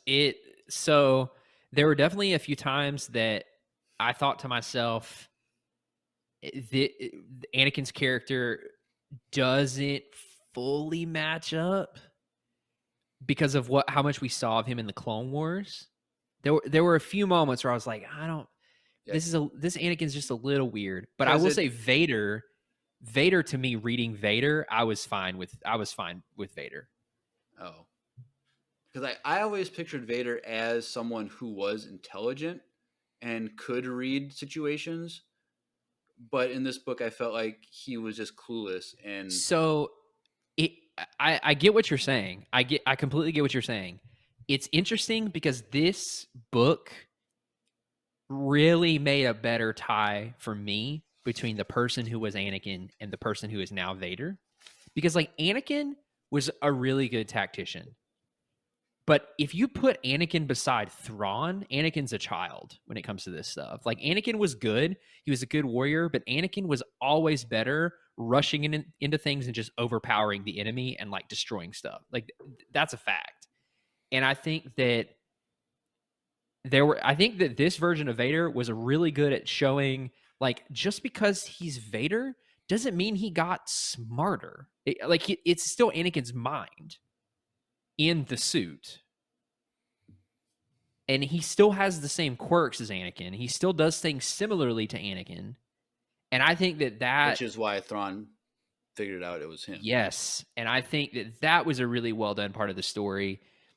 Because, like, when you think about Vader and the legends of Vader, they're all based on his power and his destructive ability and his ruthlessness. They're not for him being, and maybe being a good pilot, sure, but, like, it's not Vader was a brilliant tactician and won the battle through his mind. No, it's like, dude, he just walked in and killed everyone with his lightsaber or force choked him. I felt like Anakin was a good tactician, though, a lot of times. He was okay, but he was also really immature.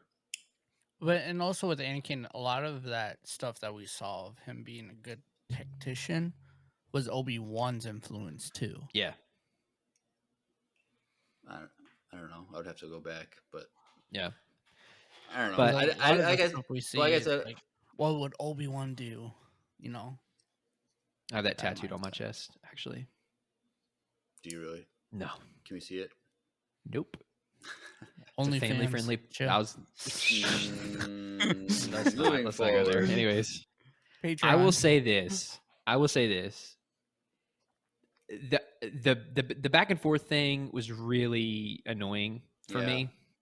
I didn't like it. It's it. hard to follow at certain points. Yeah, like, I understand why I was there.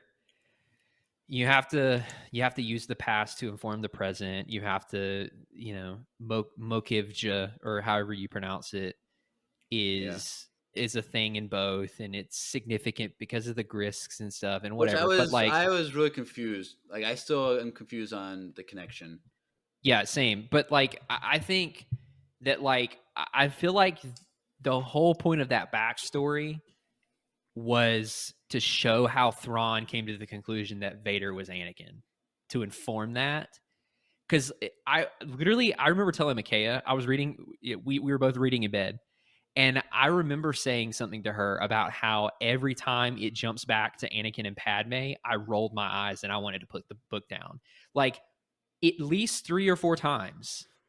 So I'm one of the types of people that, like, I embarrassingly so will very much stay up later than I need to if I'm really invested in a good story.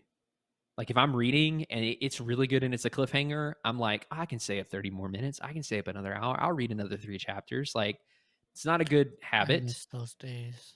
It's not a good habit, but I will say that Enjoy book, it. at least 3 or 4 times, I put it down. I straight up was like, I'm going to go to bed now. I'm going to go to sleep, because I hit the beginning of one of those chapters and I was like, I'm out. Like, that was the point. The other 2 books never once happened. I was always inclined to keep reading, but this book, I was like there was one chapter I remember that was like, in Padme, but I was like, all right, nope. Put that sucker down. And Padme, and I'm like, Brr. Yeah, like one of the chapters started with Padme, and I was like, I have nothing against Padme, but I really don't care about this second story. Every time it got back to Vader and Thrawn, I was like, yes, give me this dynamic the whole book. So, do you think it's Timothy Zahn's writing? Or do you think it's just character development? No, for me, I'm so done with the Clone Wars era stuff. Like, we've gotten that's a hot take. No, but like, it's not bad. It's just like, we've gotten all of this Clone Wars stuff. We've had a lot of it. We've had Anakin. We've had, like, the Ahsoka thing is completely different because this is Ahsoka separate in a new timeline, a new part. But it's like, we've gotten so much of this stuff, and the power dynamic between Thrawn and Vader was so interesting to me, because like Vader, like there are so many times that Vader is like a hair's breadth away of just snapping Thrawn's neck with the Force. Yeah. Mm-hmm. And like you get, like Timothy Zahn writes about the officers and how like the tension was so high on the bridge of the Star Destroyer, all this stuff. And I'm like, yes, like this is a super interesting power dynamic, and they're going back and forth and they're butting heads with one another. And like Thrawn is slowly like the mic drop. Like you'll miss it if you're not reading carefully. But there's at the end of one of the chapters, like the very end of one of the chapters, him and Vader and Pharaoh are in a freighter, and he turns and looks at Vader and goes, and it's the same planet or the same factory that we once raided. And I was like, I know Thrawn did not just throw that into a conversation in front of someone else. Like, he just slips it in. And so like, I loved that dynamic. Every time it kept pushing Vader's buttons. Yeah. And so like, every time it jumped back to the Clone Wars, I'm like, dude, why are we freaking reading about Padme in a boat? Right, but here's the thing. You wouldn't have that reaction to him saying we if you didn't hear that other story. Well, sure. And I get that. Like, and again, I'll say, I think the whole point of that was to inform Thrawn figuring it out. But like, it's still, those moments, they were such a chore to read because I was so invested in Vader and Thrawn. And then all of a sudden, we're freaking Padme's in the boat and she's sweating, and she's talking to the locals, and she's skedaddling around in the factory and all this stuff. And I'm like, I get why this is necessary, but I want more Vader and Thrawn and less of the characters we've already spent so much time with, if that makes sense. And we should just make a note that the flashbacks to Anakin and Padme took place after Ahsoka left the Jedi. So this is between seasons 5 and 6, or it could just been happened during season 6 sometime. Yeah. Doing a different thing, but that's when it takes place. And so even what they discovered on Mojiva, pause here. That's another reason why I think Palpatine trusts Thrawn initially, because he worked with Anakin and name dropped him, and Palpatine would have been aware of that probably. So, anyways, sorry, going back to Mojiva. But I think with that, why was so many people upset that other people knew that Anakin and Vader are the same people when Thrawn knew the whole time? What? When when Kenobi show came out, everyone was upset because that girl knows that Anakin and Vader are the same people, and like no one was supposed to know that, but Thrawn knew it the entire time. Well, Thrawn was he's a He bit connected dots. he's wired a bit differently. He connected all the dots and evidence. But with Reva, she knew from the start that he was a Sith when she got killed or stabbed by him. Yeah, I mean, she was kind of there when Anakin, like, I don't know, she was there when she got stabbed. Yeah. She was there in the flesh when she got stabbed by Vader. Yeah. So like she knew that. Okay, this is not the normal Anakin that I see walking around. There's something evil. And she might not have known like Anakin was in the suit right away, but it's not hard to be like, I've got this wound in my chest, and Palpatine's got an apprentice, and they're probably the same person. Like, I don't know.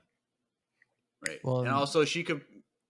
I'm kind of like how Ahsoka when she first senses Vader, like she could sense that mark in the Force, like what his Force DNA is. Like she could recognize that, so maybe Reva could do that, whereas other people who might not have been able to do that if they never met. So, but that doesn't answer my question. What's your question? Like, you don't think Vader would have killed Thrawn as soon as he realized that? Well, no, because remember, Vader acknowledges Thrawn's importance to the Emperor and acknowledges that the Emperor trusts him, and it makes him much less willing to kill him because the Emperor likes him as much as he does. Like Palpatine would not want Vader to kill him. That's why he wouldn't do it. And the last thing Vader wants is to make Palpatine angry at him, because when that happens, normally Vader gets punished pretty hard. Kind of like in Kenobi when we see Palpatine in the holo message. He's like, I feel like your whatever are misplaced on Kenobi. Like he kind of like subtly threatened Vader. And Vader's like, nope. I don't care about Obi-Wan. I forgot about him. Like, we're done. Like, Palpatine just has to say that, and that's enough to change Vader's mind. So, but like the point, like this at the end of the day, like this book didn't like add to the story for me. I can see that because like Thrawn, like, okay, there's a disturbance on the edge of the galaxy that Palpatine senses, so they go and investigate, and yes, this is where Thrawn discovers the Grisk, finally sees what they look like, and knows that Chiss navigators / Skywalkers are being taken by the Grisk. Like he figures that out. Like that's important to the story, but like a whole book just to make that claim, just to set up the third book. Like I felt like that's why the moments when we flipped to the past, I was like, okay, because like at least with the present thing, I'm like, okay, there's a lot of extra stuff happening, but the Grisk, the thing with the Grisk is being set up. But with the past, I'm like, you could have just forgone all that and written in another way for Thrawn to figure it out. He's smart enough. Right. And like honestly, like the Clone Wars era stuff, like that story, like could have been a really good story to have in the Clone Wars. Yeah, for sure. Like the whole like technology that turns off like cortosis. So cortosis, fun fact, was an expanded universe thing. Fun. And it was specifically it was made into armor to protect against lightsabers. This is another thing that they pulled and twisted slightly a little bit and then threw it into a book. So like I thought that was interesting. Like this guy was creating this technology, and this could have been used to like take out the Jedi and like, but it was Dooku's plan, right? Yeah, I did like that at the end of that. Thrawn was like, he didn't fully understand Order 66, but he immediately saw how that could have been a problem for the Jedi, and he's like, I really think you need to like follow this. And of course, Anakin's like, ugh. you know, whatever he does, and then everyone dies. So, you know, but I love that Thrawn was smart enough to think ahead to be like, yo, this is going to be a problem for you guys. Figure it out. But Right. yeah. But it was interesting because if it was Dooku like commissioning this, like then what did Dooku know of Order 66? Because like he knows the biochip, like because he directly talks about it in the Clone Wars. Yeah. But like, why would Dooku create this plan if he knew of? Did he not know what Order 66 fully was? No, he did. But no, but that's my confusion. It's like, What would do he you be mean? coming up with a second plan to take out all the Jedi when he What do you knew mean? about? What do you mean a second plan to take out all the Jedi? Because it would have gotten rid of their weapons. Like, why would? Are you talking about the droids Okay. or the clone armor? So the stuff turns off. Yeah, it lightsabers, right? dissipates the energy. Okay. Yeah. So by taking away the Jedi's weapon, Yep. they're extremely vulnerable. Right. Why would he need to do that when Order 66, as we know it, was enough? Well, Order 66, as we know it, was not enough because every other day they're coming out with some other Jedi survived in canon. Okay. Facts. You know what I'm saying? Like, okay, but there's Facts. but even like if there's only 100 left over. But also literally like 99% of them were killed. Think about it from Dooku's perspective. Okay, so Dooku has been a Jedi. He understands that the Jedi are severely misguided, but there are still some pretty good fighters and pretty good warriors in the Jedi, right? So if he's going to do everything he can to increase the odds of it succeeding, and if he can guarantee that the lightsabers are not going to work, all of a sudden those odds increase exponentially. True. So like I don't blame him. Like Order 66 was never a guaranteed plan as it stood.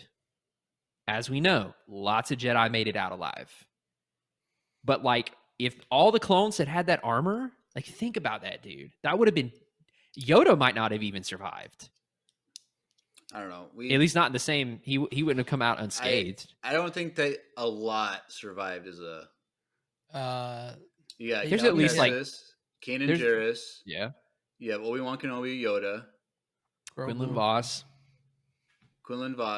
And no. Aren't you counting Grogu? The whatever Ahmed Best Jedi survived. But like that's literally like 0.00%. I don't know. I think okay, the whole point is that Order 66 took care of all the Jedi. Jocasta Nu survived until Vader kills her. But like the one lady that Cal Kestis works with. Vader literally had to make a team. Okay. You guys are acting like there's like Jedi. That the only people killed during Order 66 is what we see on screen. Like there was 10,000 Jedi and literally there was only a dozen. But Jeremiah, you gotta left. remember, we're not the ones thinking that. Disney is doing that. Well, but all I'm saying is, had Dooku done that and given a vast majority of the clones this armor, like it would have been no Jedi. Like absolutely no Jedi. But we've seen how a single Jedi can do a lot of damage. Like think about Kanan Jarrus and Ezra Bridger. Yep. Like Ezra's literally the reason why Thrawn disappears, and Kanan causes a lot of problems for Thrawn. And Red Buff in the chat said Ahsoka, she left the Order, but the Empire is still hunting her. Yeah. Well, that was just because of her connection to Anakin. Like, because imagine if they had given the Inquisitors Cortosis armor too. Like, I don't know. I could see why he would do it. Also, it's a super huge advantage. It's kind of weird that they knew Obi-Wan was alive. Who? The Empire. When? The whole time. No, they didn't. No, they didn't. But how? They said the clone said he was dead. They never found a body, but they reported that he was dead. But Anakin last saw him, and Anakin was in pieces, and that was the last time we saw Obi-Wan. Yeah, but he doesn't know what happened with him. It's just speculation. It's Star Wars, man. There's no body. You're alive. That's why Jyn Erso and Andor are still alive. So for everyone hot who take. I don't know I don't know why you would be listening to this if you hadn't read the book, but for everyone who doesn't know, the secondary plot is that there's this factory where the Separatists are creating B2 super battle droids and also clone trooper armor interwoven with cortosis, which basically makes them lightsaber and blaster proof. And Thrawn and Anakin and Padme stop they don't stop the production technically. They sabotage the production. And then Anakin really F's up some people and blows up a mine because it's a cortosis mine. It literally creates a volcano and destroys basically all of their farmland. He didn't alter on it, but basically he made the planet uninhabitable. So yeah, at least where those people were. I don't know if it destroyed the whole planet, but like when everyone's on that side of the planet, like it's gonna be raining ash and because like they said something like it will take decades for them to recover or something like that. I just love how he didn't think that through, because what happens is it's a cortosis mine, and the cortosis redirected the blast down through the crust of the planet. Instead of it blowing up and out, it redirected it down through the freaking crust. So Anakin really effed up. Yeah, that was when that happened, I was like, "Oh, this is." I was like, "Dude, that I would not be able to sleep after that." But yeah, Anakin does far worse in the future. So anyways, so yeah, this is an interesting book. I really liked.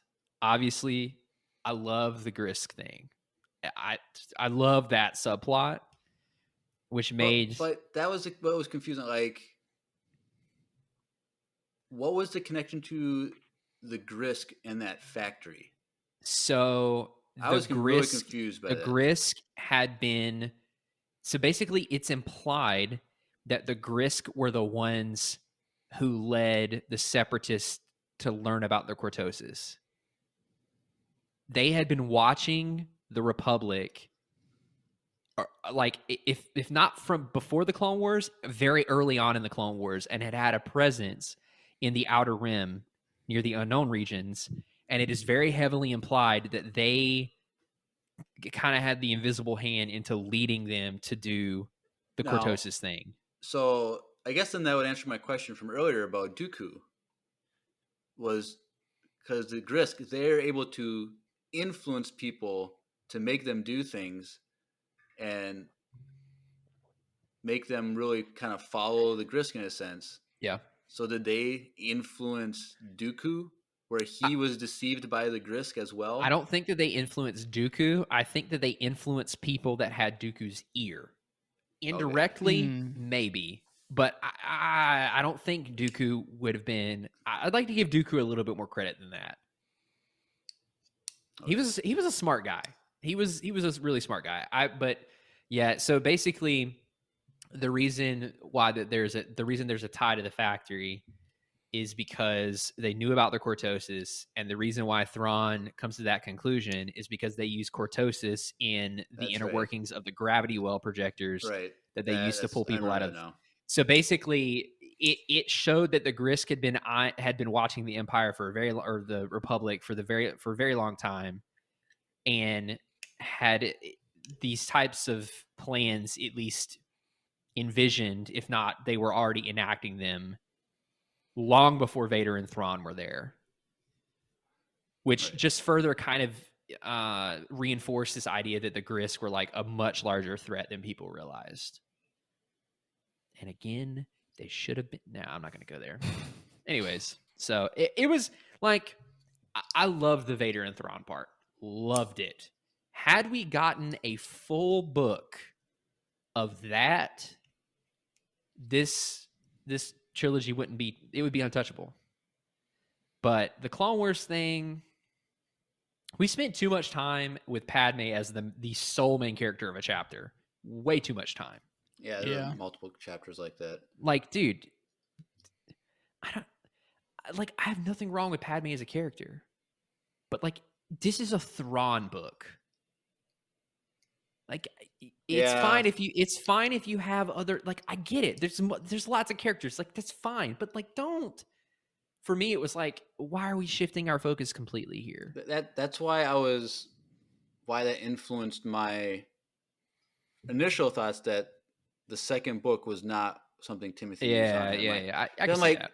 Because at this point, reading that, I read the Ascendancy Trilogy and then the first book, Thrawn. So 4 books. I'm like, hey, I'm used to his writing ability, like being so well articulate, and he's done flashback things. Like that was a lot of that was like the whole entire Ascendancy Trilogy.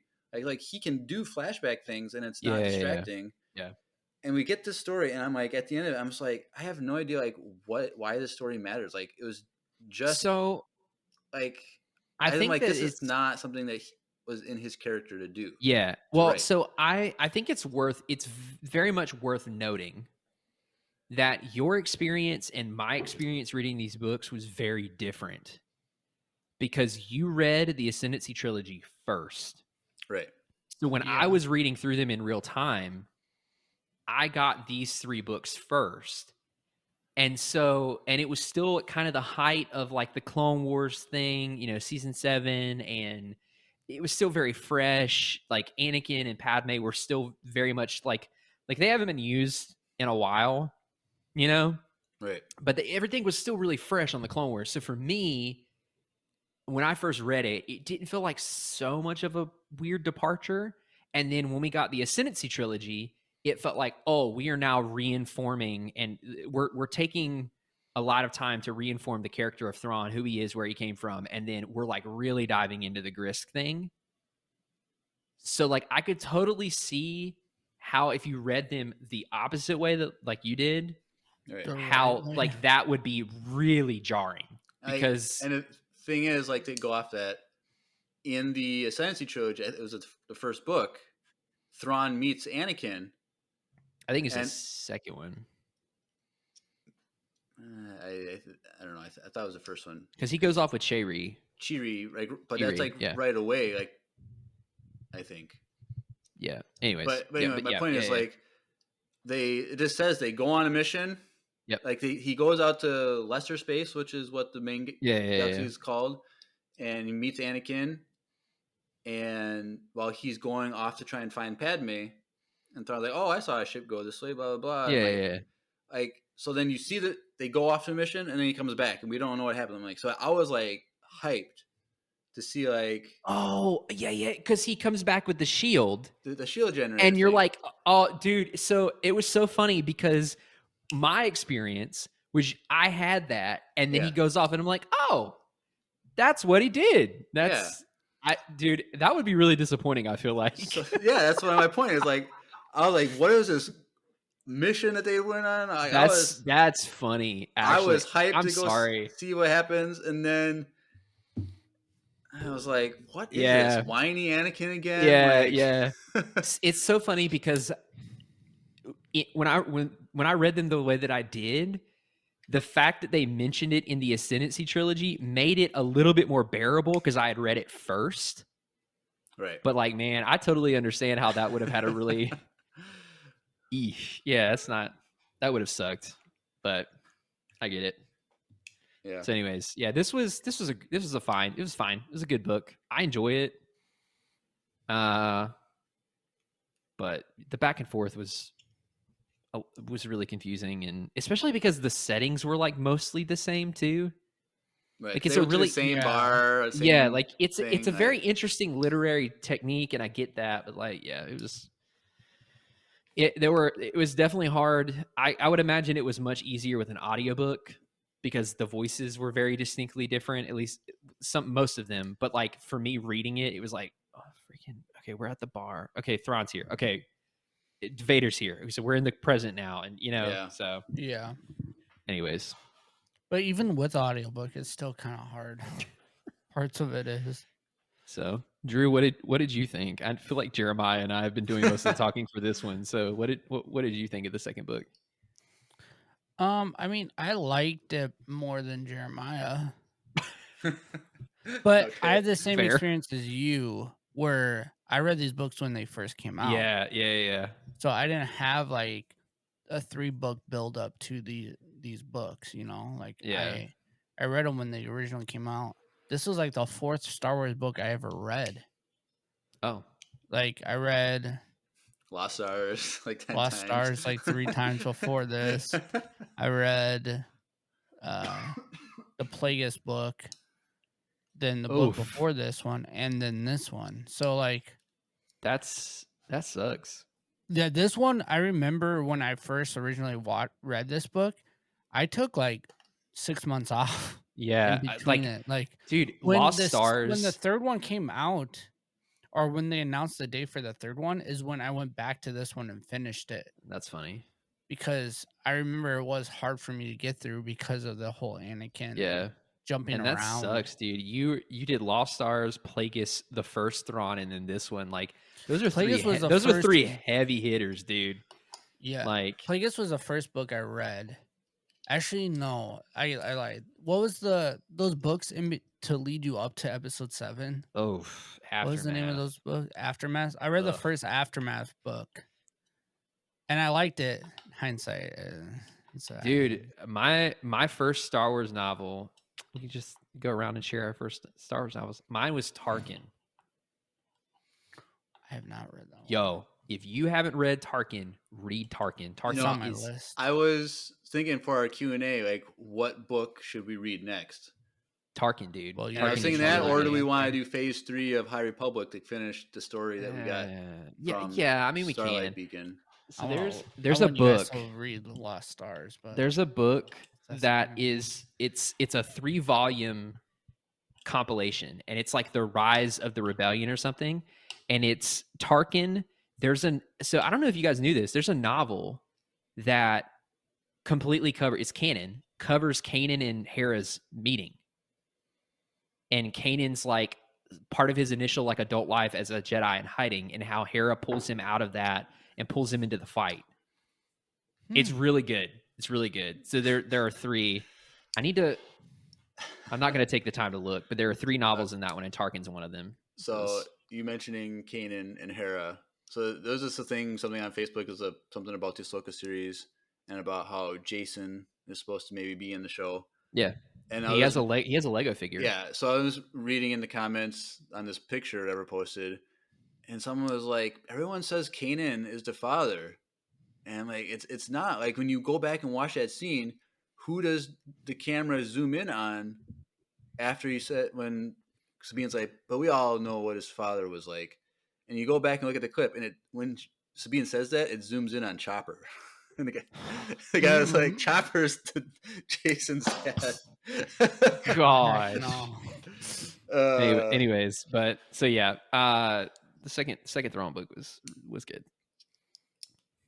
Within the If it was up to me, we'd read Lost Stars, but maybe I'll just do a private podcast episode with your wife and me, and we'll break it down. Well, she hasn't read Lost Stars. Oh, I thought she did. I thought she did. No, she never got a chance to. Because you stole it and then you she stopped read reading through it? she's read through all of the Princess Leia, most of No. the Princess Leia books. Oh yeah, that's what it was. But I think it was Jerica was the one that read that book and really liked it. Yeah, you can just I you can just know have Jerica Jerica's- on as a guest. Jerica like backs me up every single time I say that. She's like, it's the Yeah, best. maybe Star we Wars need to have book. Jerica on the podcast. I'm telling you, it is the best Star Wars book, dude. Hands down, the best Star Wars book. All right. Anyway, any more Yep. thoughts on book 2? It was good. Yeah, it was great. It's great. It's good. Okay. Yeah. Book 3, Treason. Yo. I think this is definitely my favorite of this trilogy, and might be my favorite Star Wars book that I've read. I wanted to punch Ronan in his stupid face so many freaking times. But he's basically like Eli because Thrawn saw how good of a guy he is. No, so. completely different. Freaking. I wanted to punch. What Ronan. if we see Ronan in live action before we see Eli? I'll punch him. I'm gonna punch him through the freaking television. There were so many times that I was like, dude, what a freaking idiot this guy is. Just a doofus. Like there were so many times that because this one's really fresh because I literally finished it last night. Yeah, and I read this one in 4 days, and just so many times that I'm like, if I wish Thrawn would just stun him, lock him in a closet, and just let him do his thing. And then also, I know the TIE Defender program had to freaking take the wayside because of canon. But again, I'll say, had they not done that dumb Death Star was stupid. Death Star was a stupid. What's dumb is after learning about the TIE Defender series, like they made another Death Star. Like how dumb are you guys? Like you didn't learn? If they had done the TIE Defender program, the freaking A New Hope never would have happened. Okay, but the TIE Defender thing was created long after the Death Star was started. Yeah, but it lost its funding. Right, only because of what the rebels did. What? The TIE Defender program was destroyed by our crew and rebels. Yeah, I feel like if he had more money, though, that might not have happened as easily. Well, Price is the one that sabotaged it, though. Yeah, Price is a big dummy. So, like... Big dummy. Big So, like, time. he got the... Didn't he... No, he didn't get the funding.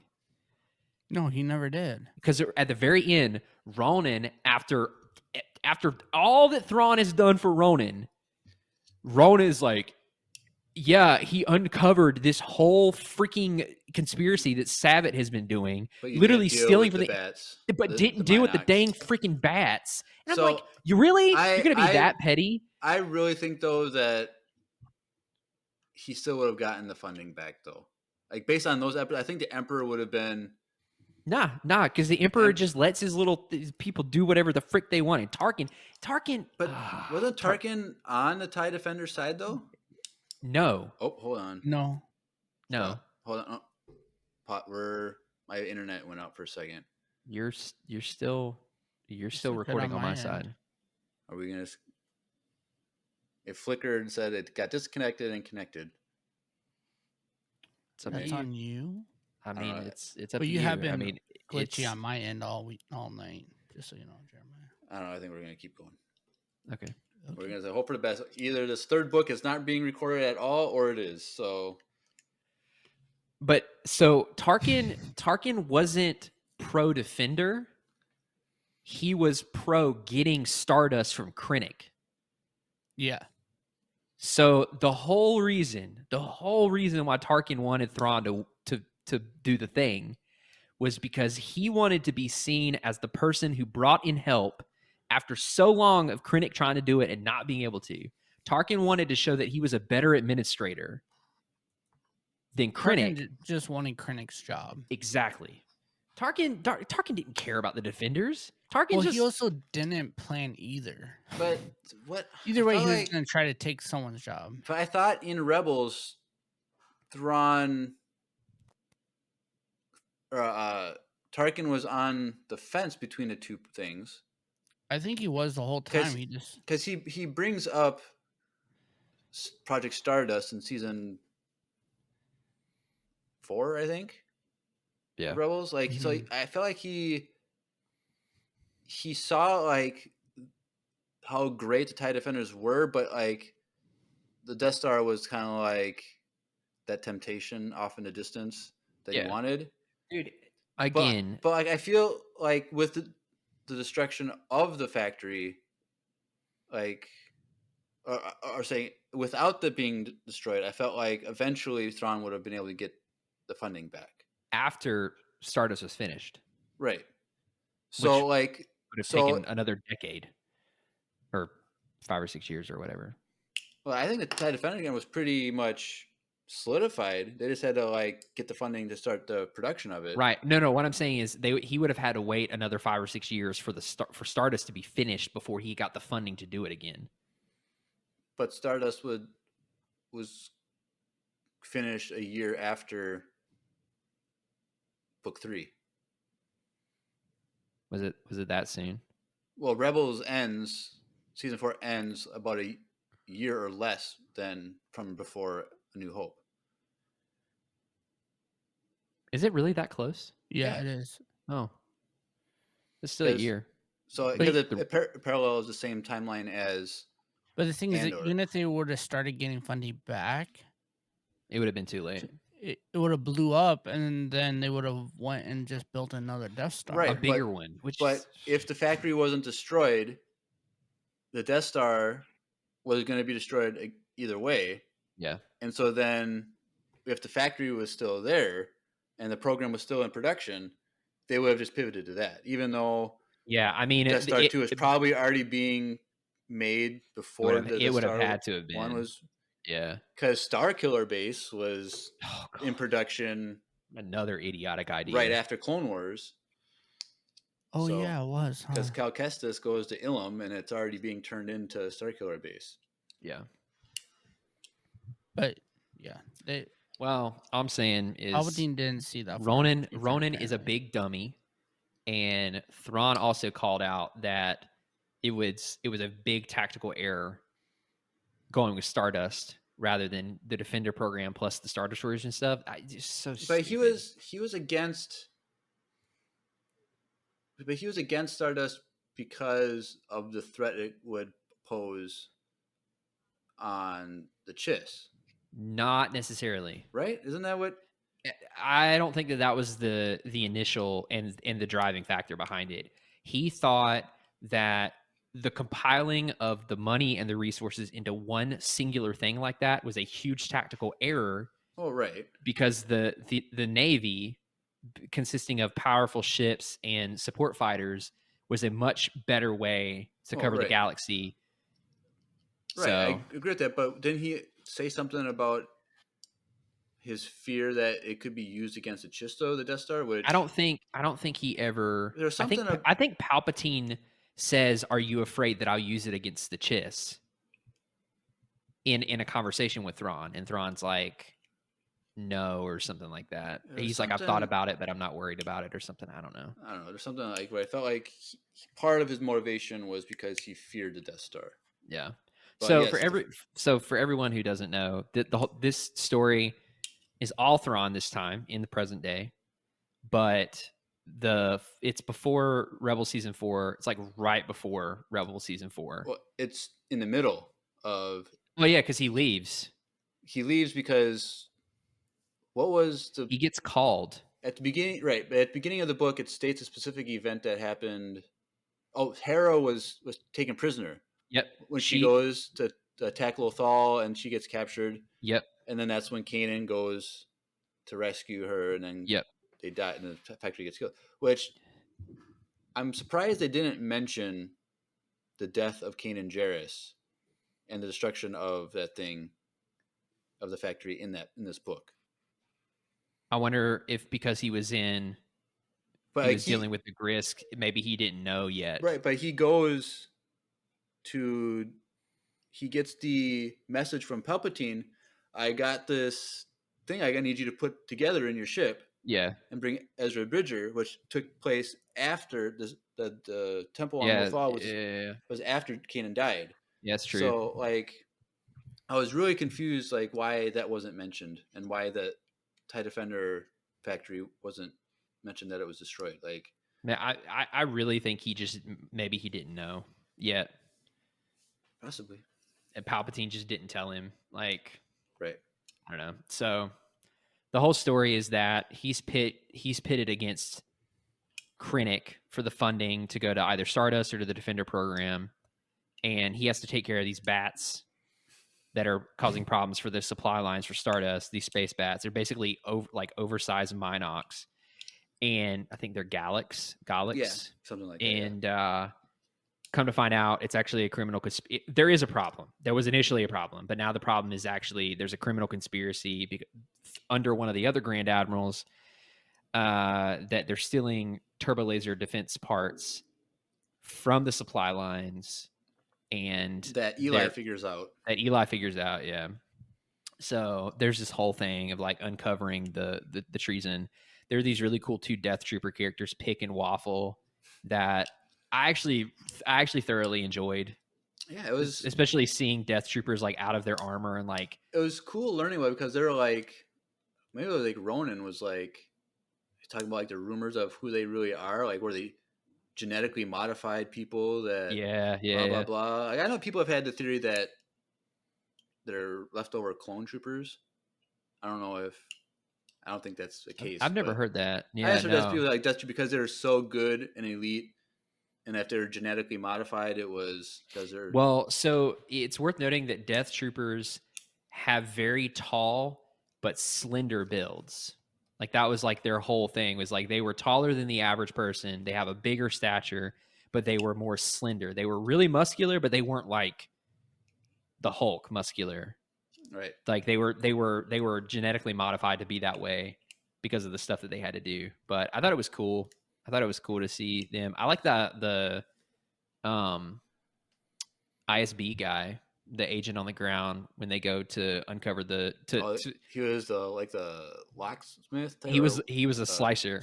Yeah. Slicer named Mole. Yeah. So there's a side quest where Eli and Ronan go to confirm that the shipments have been tampered with, and they have to take the Death Troopers with them, and they come in contact with this ISB guy. He's super cool. And I really like that whole subplot.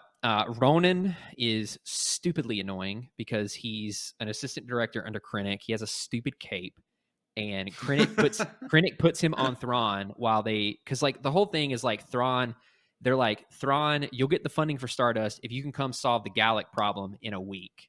And everyone thinks it can't be done. And he goes to do it. And Krennic's like, I'm going to send you my advisor, my assistant director, so he can basically meddle in everything and make sure you're doing everything exactly by the book.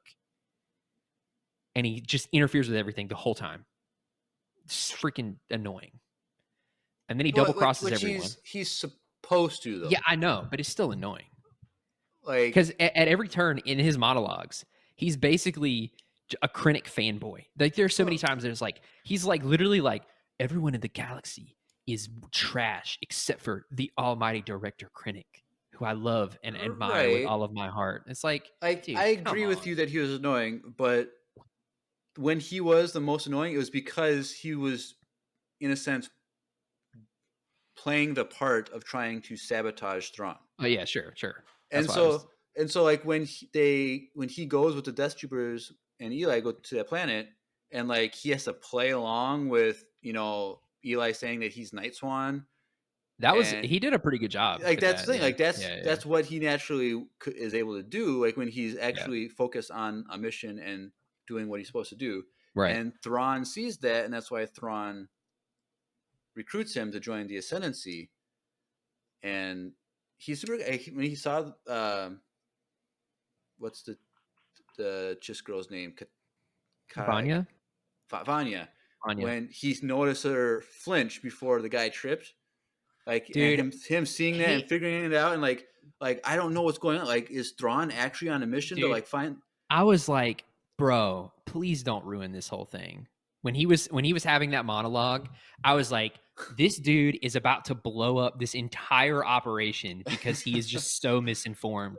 And then when he was like, no, it must be that Thrawn is helping the Emperor defeat the Jedi. I'm like, okay, good. Keep thinking that. Just go along with it. Just like keep going. Like I thought that that was a compelling, like when he was doing those things, like when he was actually being competent and smart, like I could understand why Thrawn would see something in him. Because like away with Eli, like early on, he recruited Eli really quickly to like bring him on the show. Like he can see potential from the start. And Thrawn was like, could see that potential, even though he was just an annoying person, like to deal with. Yeah. But he saw the potential, which, moving forward, we don't know if Ronan's going to be involved with the Chisensi and Mandoverse. Like, is the way he corners Ronan at the end of that book? He's like, So here's you can go to, he was like, you have 3 options. He's like, the first option, you go back to Krennic.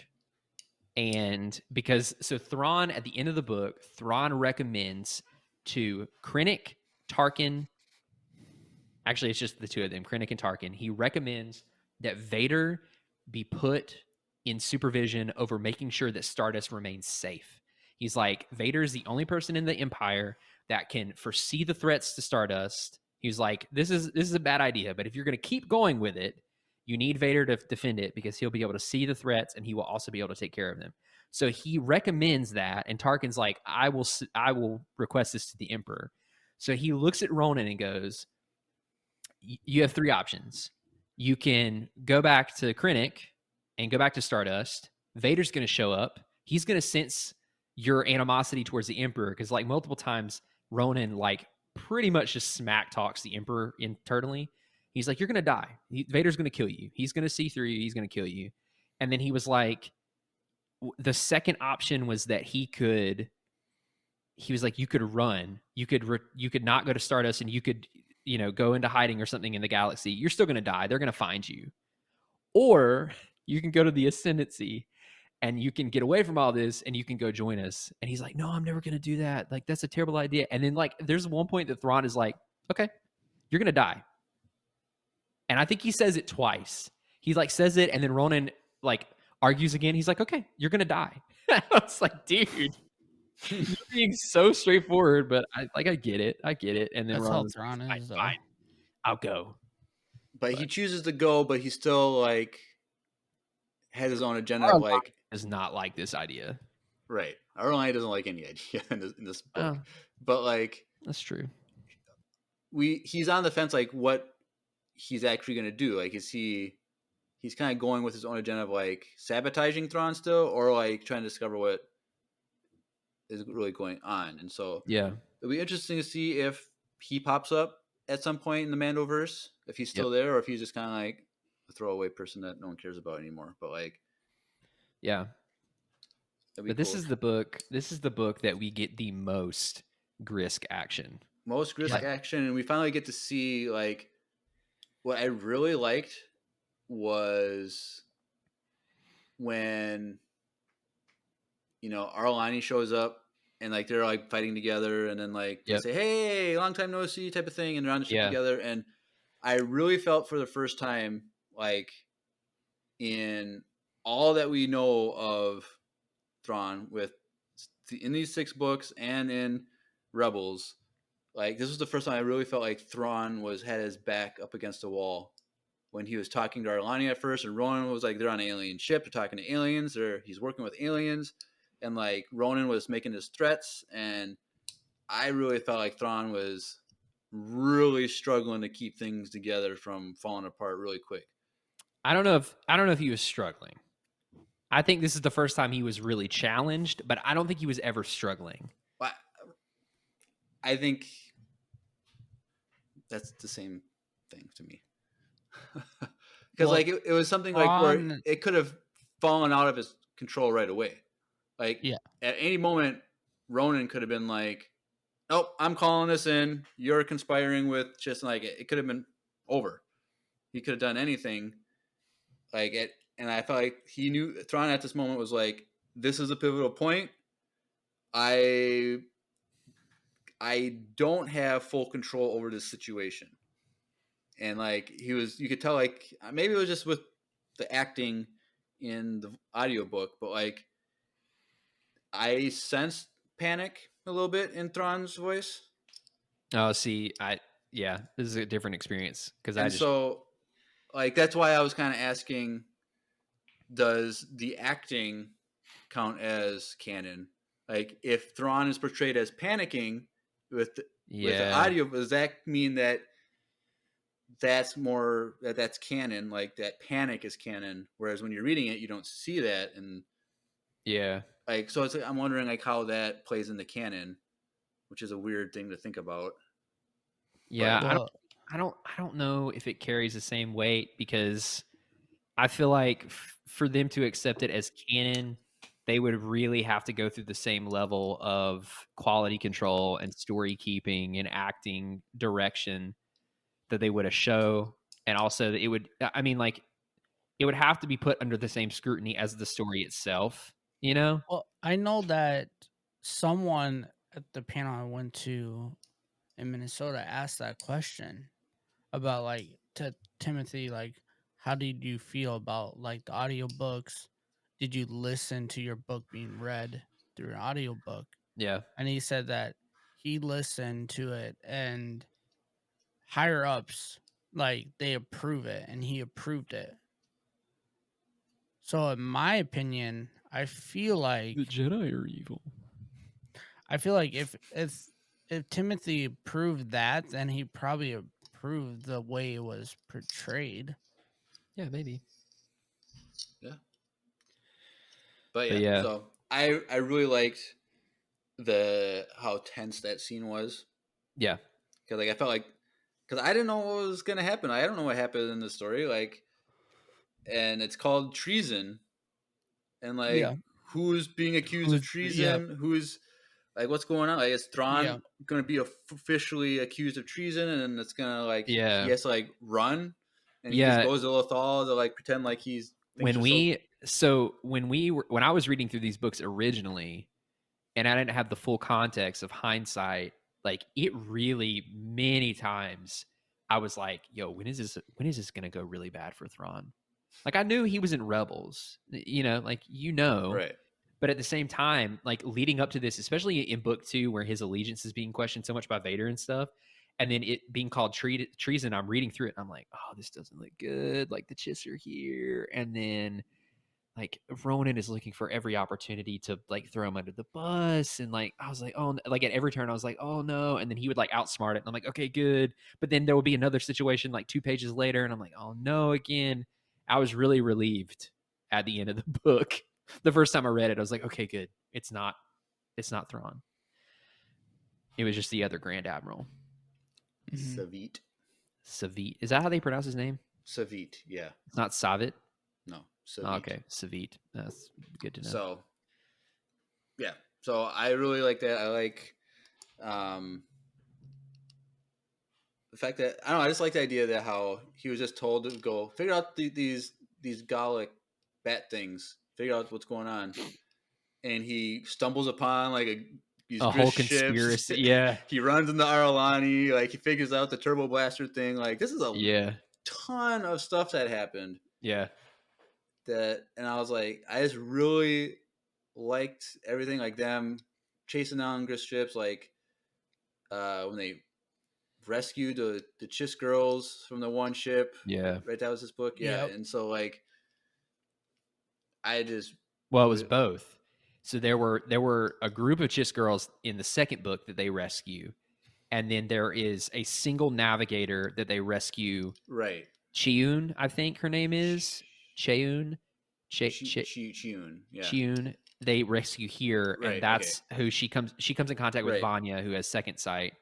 Which was surprising that like that wasn't mentioned in the Ascendancy trilogy. No. Which was interesting because I was like, third sight. Why they're talking about third sight? Well, what's first and second sight? Yeah. And so second sight is being able to like dive into a person's mind and like this is different than like, oh, your thoughts betray you type of things that we see from the Jedi. She like goes and then it's straight like, up in there. Yeah. It's like literally becomes part of her. Like it's an actual like implant where like it's like Pacific Rim. What was I gonna say? I had a really good point, and then you just sorry. Well, like she was remembering what the girl experienced, like So like she's having the memory in the present as a 7-year-old girl is fearing something. Yeah. So she's has the fear of a 7-year-old girl in her mind. Yeah. And like it's pretty so intense. Terrifying that she's like makes Eli promise her to kill her if they get captured by the Grisk or something. Like, like this is so cool. Like I want to know more about Chiss navigators. Dude, I'm telling you, what did I say before? We deserve more Chiss content. Right, and we're getting it. We just gotta be patient. Yeah, you need to be patient. There were 2 moments that I really enjoyed in this book. One with Eli and one with Pharaoh, where she thinks she's being held back from getting a task force by Thrawn. And you come to find out that it's really Thrawn has total trust in her, and he recommends her for the 7th or the 11th, the 7th like fleet or something. I she think gets it's the her 11th. Yeah, the 11th Savit fleet has the 7th, I think. Yeah, so she gets recommended for something better, and like it was just a really sweet moment. And then the same thing in a similar way, Arlani's like, "What did she ask you to do?" And we also find out that the numbers that Eli has been going through has been to try to figure out the Skywalker thing and seeing if they can figure out why Vanya has the ability, if there are certain traits that set her apart, and like it's super important work. Come to find out, and then also Arlani's like, "What did she ask you to do?" And he tells her, and she's like, "How would you have done it?" And he says that basically he would have put them in an escape pod and packed it with explosives and sent it towards the enemy ship to also take out as many of the enemy as possible. And she like promotes him on the spot. And I thought that both of those were really cool parallel moments of like these two characters finally kind of get, they finally get that satisfaction of like the promotion and the recognition that they deserve for both being like really competent soldiers. I thought, because over and over again they're talking about, they mentioned the whole Pharaoh being denied advancement. And I thought at the end, Thrawn was going to recruit her to join the Ascendancy. Oh, see, that would have been cool too. I thought that was going to happen. Then we get Ronan instead. I was like, what? It would have been more. She would have been much more It would have been much more noticeable for her if she left, though. You know what I'm saying? Like he would have had more difficulty getting her out than Ronan and Eli. Yeah, Eli, he never had any advancement, and then he became a commander. Oh, that's true. He made it pretty high. He was an ensign for like years and years. But yeah, I really liked that final space battle between just one ship against two, and them trying to figure out everything. I thought that was just really intense. Yeah, it was cool because like Arlani is pretty BA. We know that from the Ascendancy book. I really like Arlani. I love her, but like that was my first encounter with her. When I read it through it in real time when it first came out, I was like, she's good. She's like I can see why Thrawn respects her so much. Right. And then of course you get so much more backstory on her in the Ascendancy trilogy. But I was like, she knows what she's doing, and now I know why. So her and Thrawn have that relationship. Do you remember her voice from the audiobooks? No. So her voice, it's kind of like a some slightly Russian type of accent, but it really reminds me of the lady from the Incredible movies that makes the costumes, the little short lady. Edna Mose? Yeah, they kind of very similar voices. Oh my gosh. Yeah, no, because I never listened to any of the audiobooks for the Ascendancy trilogy. Okay. And I didn't listen to that one either. So like I've never heard her voice. Yeah, so I really like her voice. It just adds to her character, just because like sometimes this is throwaway voice. Yeah. But like I feel like the way she talks is very informative of her character and how she thinks and sees things. And so I think that's a very good.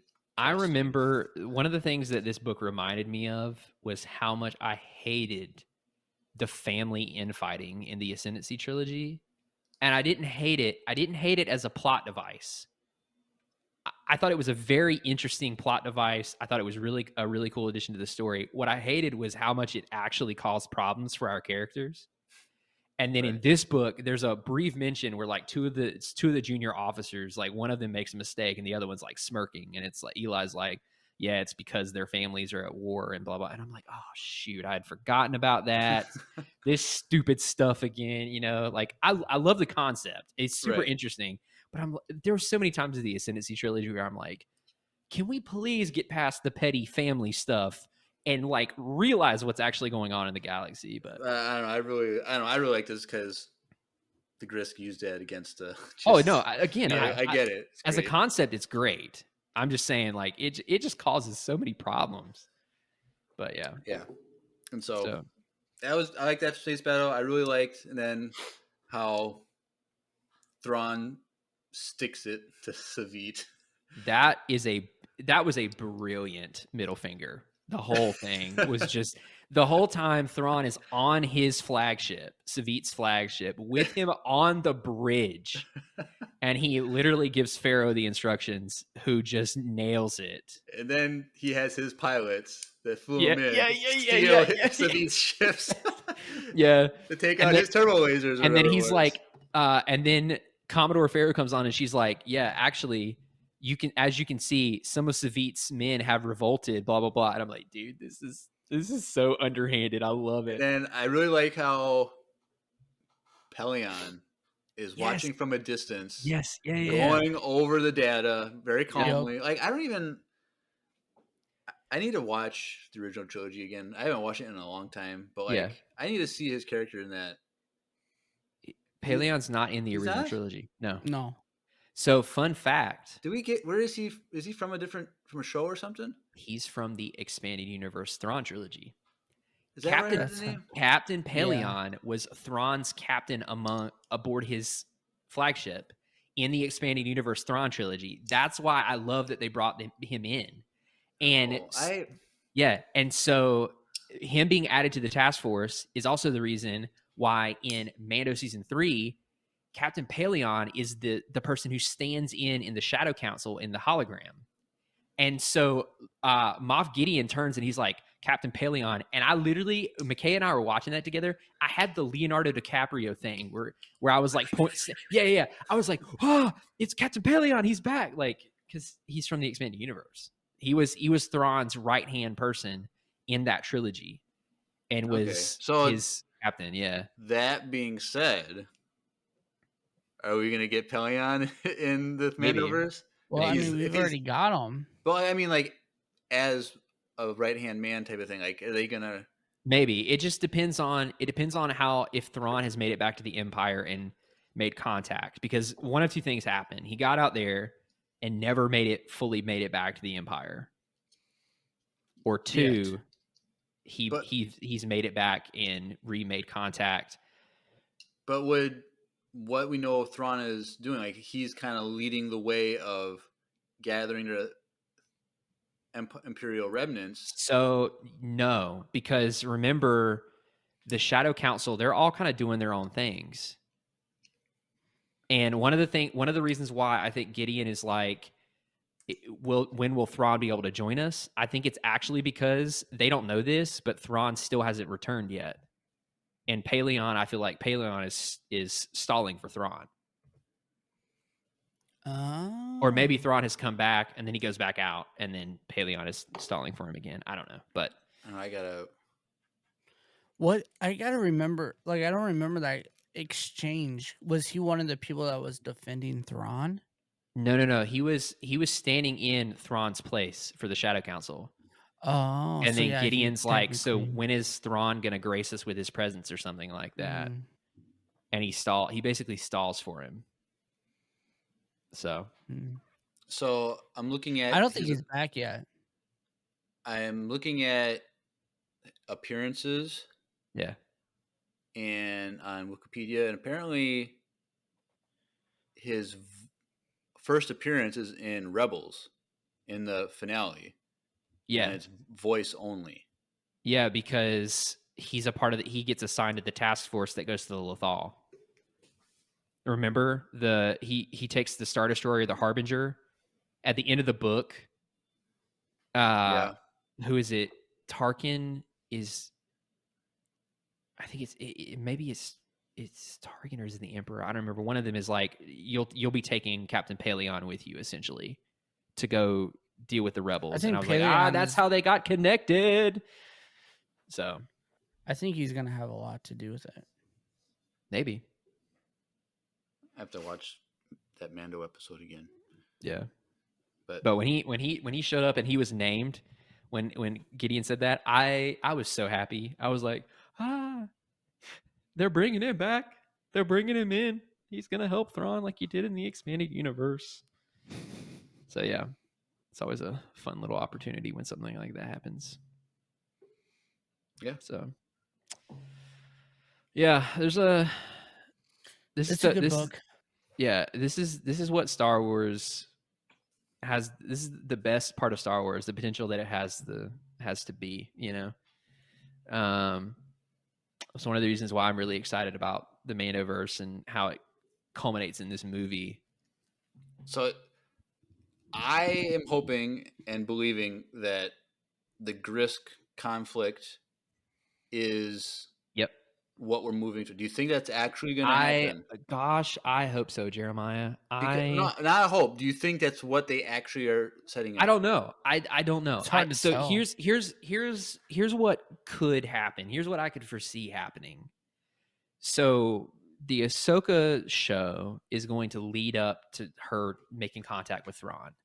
I think that Balin, Shin, and Morok / potentially Ezra Bridger, even though I don't think it's Ezra, I think those are going to be the bad guys for the first good chunk of the season. And like Drew said, I think we're going to get Thrawn end of the episode, the end of the season, or the last 2 episodes. And then I genuinely, I really don't think that Thrawn is going to end up being the antagonist for the rest of the series. I hope that they get to Thrawn at the end and Ahsoka finds him and then he's like, hey, something is happening and we all need to work together to figure it out. I hope that that's the case. That's one possibility. The other possibility is he just ends up being the bad guy in the shadows and then the movie is the final battle. Movies. It's just one. Drew doesn't believe that. I don't believe he thinks it's a trilogy of movies. No, it's going to be a trilogy. There's no way. And the Rey movie's going to get canceled. You guys want to put money on it? No. Quarters? Jeremiah, I think I'm up, Jeremiah. I don't know. I'm just saying one of 2 things is going to happen. If they're smart, they'll bring the Grisks in. I feel like they can't do that in one movie though. It's not just a movie. There's going to have all the series. There's going to be so much set up before this movie, Drew. There's Ahsoka, another season of Mando, if not 2. Like and Skeleton Crew, that's I don't know how that might be loose. It's during the same time, but I don't know if it's like story is. I don't know if they'll use Skeleton Crew for that, but I don't know if they're. But like they will, unless they're fighting the Grisk. The earliest. I just want to see a Grisk on TV. The earliest we're going to get a movie is 2026. Like they're at May 2026. Now and it's not. And the Mandoverse movie isn't the first one. It's supposed to be. I think the first one's supposed to be Rey's movie, right? Or is it the Jedi movie? I don't know. Yeah, they don't, I just know it's not 2026 and then one in 2027. Yeah. So like even if it was the first one, we still have just under 2.5 years. Just under 3 years to, and that's not including the writer's strike and the other strike that's going on. So like they have time to put in between multiple shows, multiple seasons before we get to the movie. So like, I think there's a lot of setup, and like if they don't do the Grisk thing, I feel like it would contradict all the continuity of the 6 Thrawn books.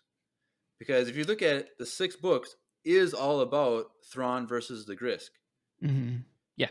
And that's a fair assessment, yeah. And the book ends with the Grisk being this giant threat that's already infiltrated lesser space. Yeah. And has great influence. And everything Thrawn does is for the Ascendancy. Yep. And it's like, story-wise, if they don't do that, it's a great contradiction. Doesn't make any sense. It doesn't make any sense. Yeah, because I could see him trying to revive the Empire for the sake of defending the galaxy. But also, I feel like if the Empire was truly defeated and he was aware of that, he would just be like, okay, well, I'm going to still try to defeat the Grisks whatever way I can. Yeah, that's all he wants to do. And that's why I'm hoping that Ahsoka's going to get there and he's going to be like, boy, this is a long one. Andrew's back, baby. What can I say?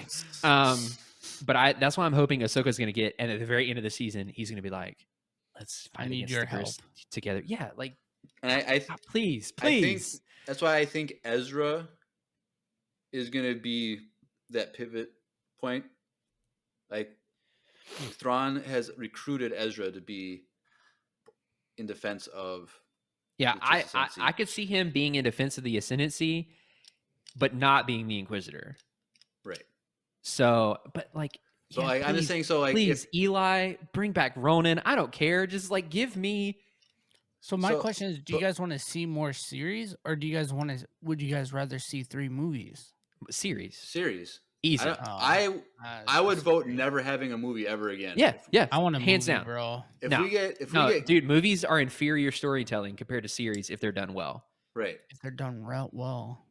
Right. Like you can get so much more into a season of a show. And if they take their time to write a series, they can do well. It's when they're just mass producing, trying to push out content that sucks. Yeah. But if they take their time, bring in Timothy Zahn. Just bring in Zahn and have him write a show. Hashtag give it to Zahn. Give it to Zahn. Yes. What would be a Filoni Zahn like name? Hashtag? Like Zaloni. Zaloni. That's too close to baloney, bro. Z-A-H Loney. Zaloni. Zaloni. Falon. I like that. Falon. It's better than baloney. Or we could do Tivid. Tim and Dave. No. Tivid. The deal is getting worse and worse all the time. Which, by the way, fun fact, did y'all hear that Donald Glover and his brother are writing the Lando show? Yes. We're actually going to do that? Yeah.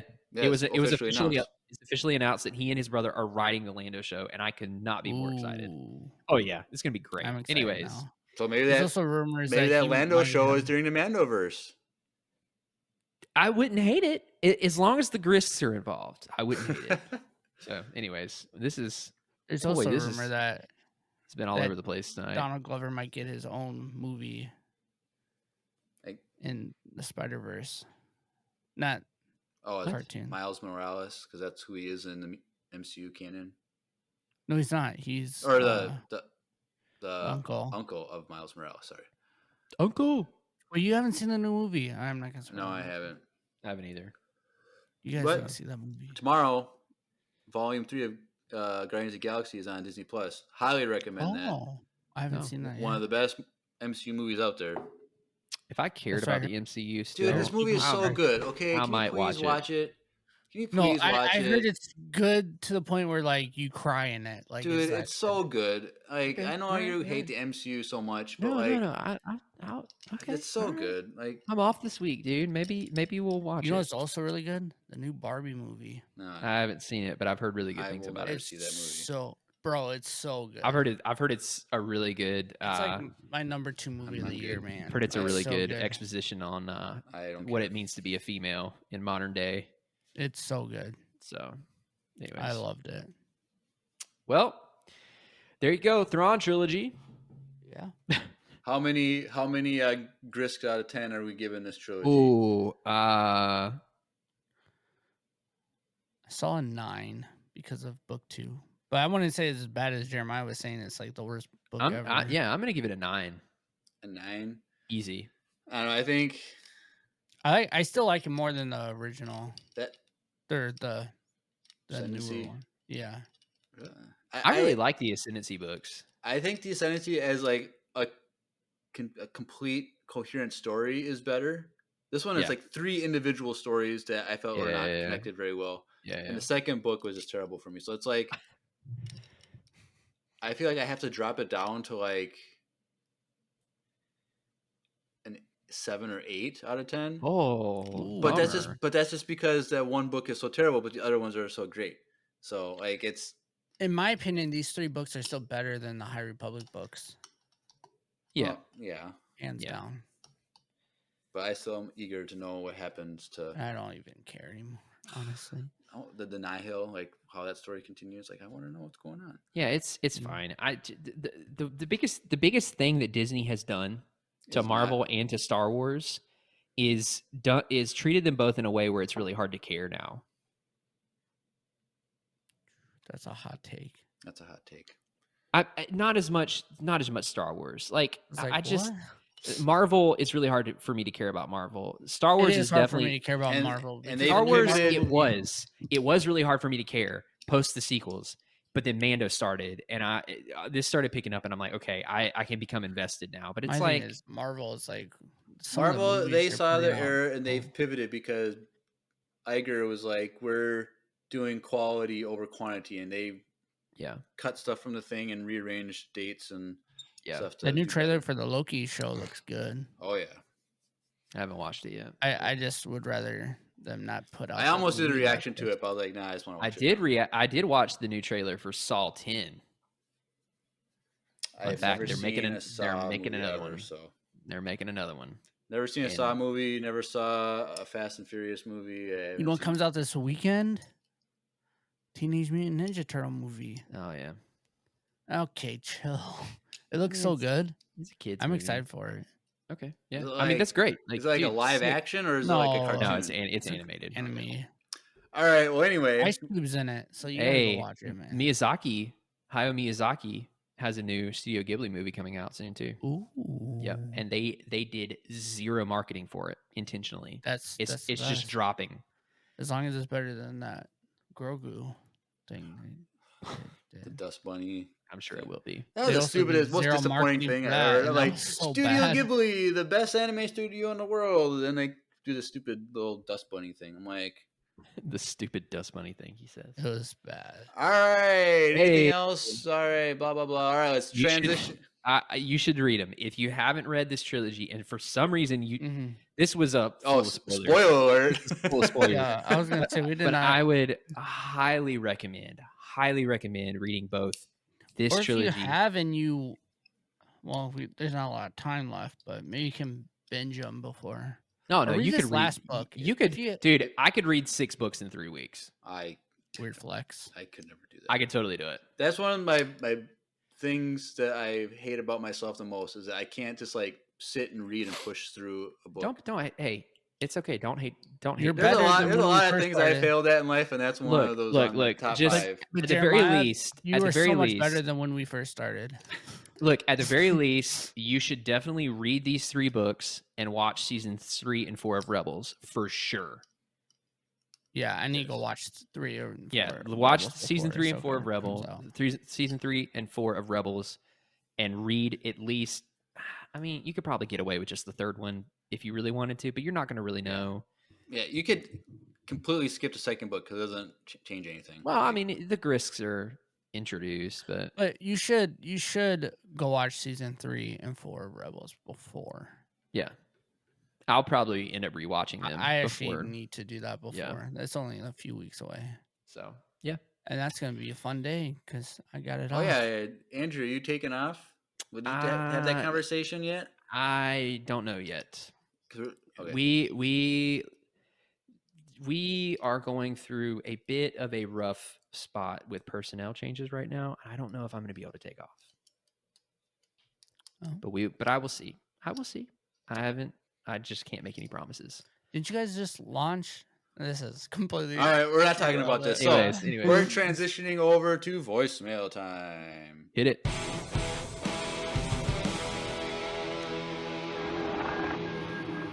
It's voicemail time. All right, cool. Well, Beautiful. we have 3 voicemails tonight. Hey yo, watermelons are better. What's up? Better than one. Sorry, everything melons. They're the superior melon.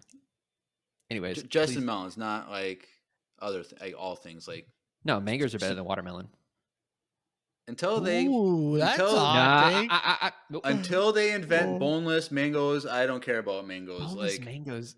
I didn't even know what the center of a mango was until I bought. Like, oh, they're on sale for like $1. I've never bought a mango before. Yeah. Here's my knife. I'm gonna cut it in half.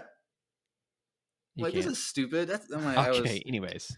boneless. If you're into like plant things out there, Boneless plants. Yeah. If you know how to do genetically modified plants, create boneless mangoes. mango. Because You can just get sliced mango, Jeremiah. no, I don't want that. That's stupid.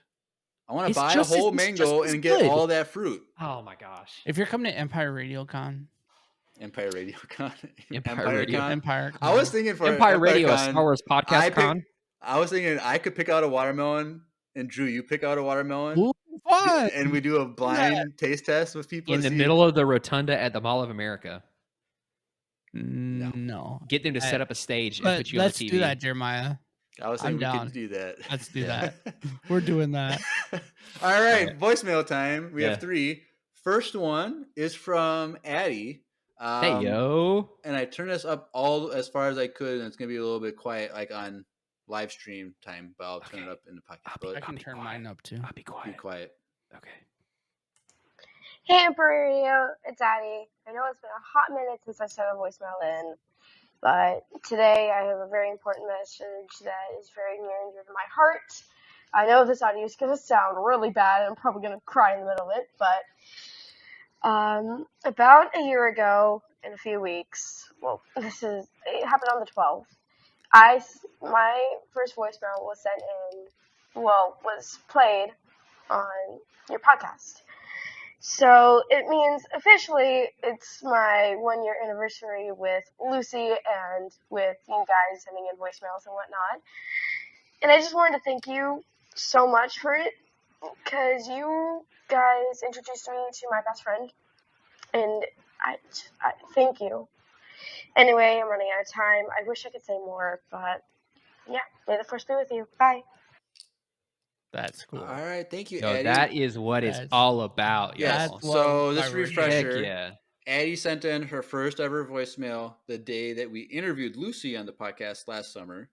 Yep. And Addie her voicemail, she asked about writing fan fictions. And Lucy was all about writing fan fictions. She's been doing it since she was like 4 years old, writing fan fictions and stories. That's more than I could do it for. And I was like, hey, Lucy, this question is basically for you. And then I got them connected with emails, and now they're best friends, and they're writing an entire audio drama as a sequel to the VCU. Cool. And they're, as she said, they're best friends now. So that's really cool. That's freaking amazing. It's one of my favorite accomplishments of the podcast is making that friendship. Yeah, that's with pretty them. sweet. Yeah, I still remember when she sent in a voicemail when I had all those deaths last year in the family. She sent in a really sincere voicemail about that, because she lost a family member too. So shout out, she's an OG. She's a GOAT right there. So. Yeah. Thank you, Addie. Good to hear Addie, from you're you. the best. And we haven't heard you seen you in the Discord in a while. You were like going there every day for a hot minute, and then you went MIA. But we love to hear from you in the Discord too. Also, send in more voicemails. Yeah. All right, cool. Well, speaking of Lucy, heyo, here is a voicemail from Lucy. So let's take a listen. Hi everyone, Lucy here with good news. I'm now halfway through the penultimate episode of The Mandalorian Season 3. I am liking it more and more the closer we get to the finale, so I'll get back to you next week after I finish the season.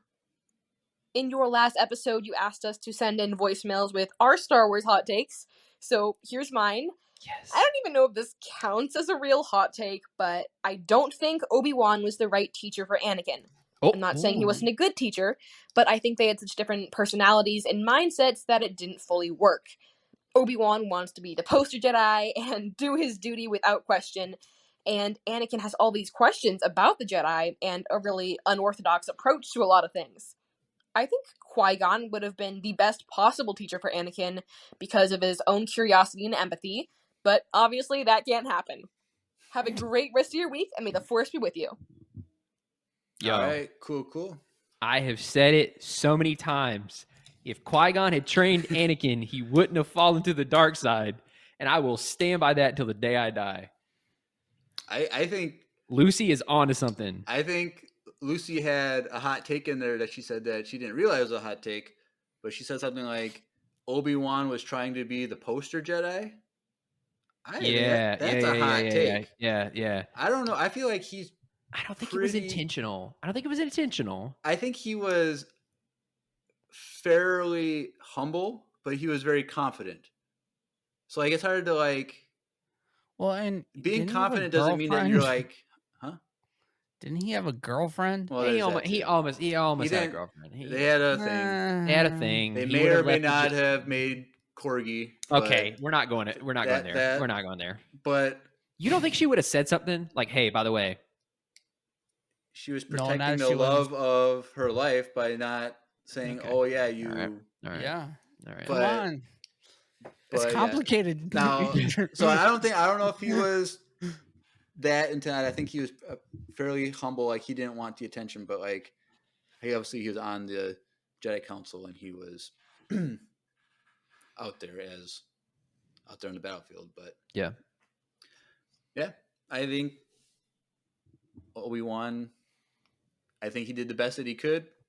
Yeah. I think that there's so many factors that went into Anakin turning to the dark side that not one thing can be to blame. I think it's the collective thing of everything. Like him. if Ahsoka getting didn't there. leave the Jedi Order, Anakin might not have turned to the dark side. Like there's that. If he wouldn't have married Padme. That. If That probably was the biggest thing. if there wasn't the Clone Wars, like there's a lot of things. If Palpatine wasn't grooming him for all those years, like It's true. there's so many factors. But yes, Lucy, I think if Qui-Gon was his master, it would have been one of the biggest influences to keep him from the dark side. So. Hey, speaking of Palpatine turning people to the dark side, now that I'm done with Thrawn, I'm about to start reading Rise of the Red Blade, the new canon novel about the Inquisitors. Oh, yeah. Ooh. So I'll report back about that once I finish. Heard it's really good. Because that takes place like right after, or like he's one of the Before- first recruits. Before, during, and right after. So apparently it shows Palpatine grooming this Padawan to become an Inquisitor. That's cool. Yeah. So Fun. yeah, it's as far as I can tell, been very well received. So I got it. Who wrote it? Do you know? I don't know. I don't remember. But it's supposed to be really good. So, yep. All right. One more. And then so then Lucy, she didn't watch Mandalorian season 3 when it came out, so she's watching it now. So Yes. That was your confusion in your face. I was like, you're like, ooh, like The penultimate episode, though, that must be Jack That- Black. isn't it the second to last episode? Is what that word means? No, when I hear ultimate, I think of Jack Black and Lizzo. So Facts. just That ultimate episode was so in good. general. That was Such a the good worst. episode. Okay, anyways. That Anyways. episode is so good. Thank you, Lucy. Good to hear Yes, from thank you. But we have one last one. Can Is you it guys from guess? Is it from Will? It's from Will. Yeah. Will. Of course. And he has a question for us. So let's take All a right. listen. Watermelon. Hey, Empire Radio. Will here. Yep. This might be an interesting question to think about, but what shocked you when you first moved out of your house? Was it something like having to make or buy meals for yourself for every meal? Or what was it? All right. Thank you, I don't Will. remember. That's It's such so a good long. question. So that's hard because like what does it mean to like move out? Like does going off to college count? Because like you're on your College. own, but like you're still like under the wing of your parents because you'll go back. No. College counts because College for me, counts? college counts for me because my parents were in North Carolina. I was in Minnesota. Yeah, for you, it's That's so- enough of a distance where like Okay. yeah, I mean like sure we talked and like they could influence things, but like realistically I could do whatever I wanted and they couldn't say anything about it. You know, I think Rebellious Andrew over here. what yeah a little bit, but I would say man, what was the thing that shocked me the most? I have no idea. Dude, it's been so long. Yeah, I think. So the question then for you, Andrew, when you went off to college, Yeah. like did you ever like move back home? Like for the summer or like Yeah. There were a few summers. I mean, holidays, but there were one or two summers. I think there were. So the summer between my freshman and sophomore year, I went back home and I worked for a construction company, did solar panel work. So it was actually Monday through Friday, I was gone off on a site. Like we stayed in hotels. And then the second summer I was doing one accord. And then after that, so I only went back home that one summer, that first summer. Because then you got married after that. No, eventually, yeah, but I stayed because I had an apartment then, and I ended up staying 2 summers and working because I was working for security at that point. And I just worked through the summer to make money. But yeah, I think the most shocking thing was like, I guess like how much you like just randomly have to take care of, like, because like feeding myself wasn't really hard because we had the cafeteria and I had a meal plan and like I just had to show up and pick whatever I wanted to eat. And Chicken Tender Tuesdays, those were the best. It was so every good. Every other Tuesday was always the best. Yeah. The other best thing was the days that they decided to have bacon for breakfast. Yeah, they didn't do it every day. I was a fool my freshman year by getting enough meals to have breakfast every day. Yeah. And I'm like, this is stupid. I'm not waking up early for breakfast anymore. Like, but yeah, I guess like just the idea that like I had to start taking care of myself because the responsibility was higher, right? So like I had to make sure I was in bed. There were definitely times, like especially on the weekends and stuff, I would stay up and like just eat junk food and stuff, and then I would end up regretting it. Now I definitely do, but like taking care of yourself, which I was still really bad at that point, but like, you know, like doing laundry and stuff, like I helped and did some laundry at home, but like my dad primarily did it. Like if he asked me to help, I would totally, like, I would take over a load for him. So like I knew what I was doing, but like, I don't know, it's different when all of a sudden the sole responsibility for your well-being is yours. You know what I'm saying? Like, you can get fat. You could undereat if you wanted to. You could like not get enough sleep and drive yourself crazy. Like all of a sudden that's your responsibility.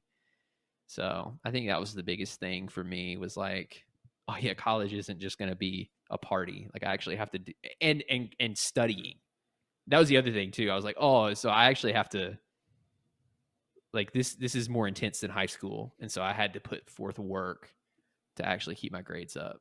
So Drew, how about you? Because you live like a million different places. Like, I feel like. Dude, I haven't lived at my parents' house since I graduated high school. Right. And I didn't go to college right away. Right. I took like a year off. But then I still went home a lot on the weekends. Because at a certain point, I just didn't want to be with my roommates anymore. So on the weekends. And my work on the weekends was like, I did overnight security. And I would like just lived really close. Or my work was like 10 minutes from my parents' house. So I used to just go stay in my own room. So it kind of like I was an adult and lived on my own, but then I always went home. I think the biggest thing is like budgeting was probably the biggest thing. yeah. And something that like still sucks at. I'm not the best at.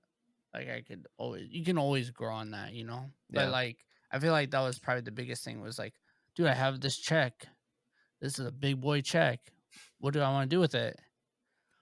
I can go and blow it on comic books and all this stuff, or I should make sure I have gas to go to work the next, you know what I mean? Like, and so I think that was probably like the biggest thing, is like budgeting and learning how to function.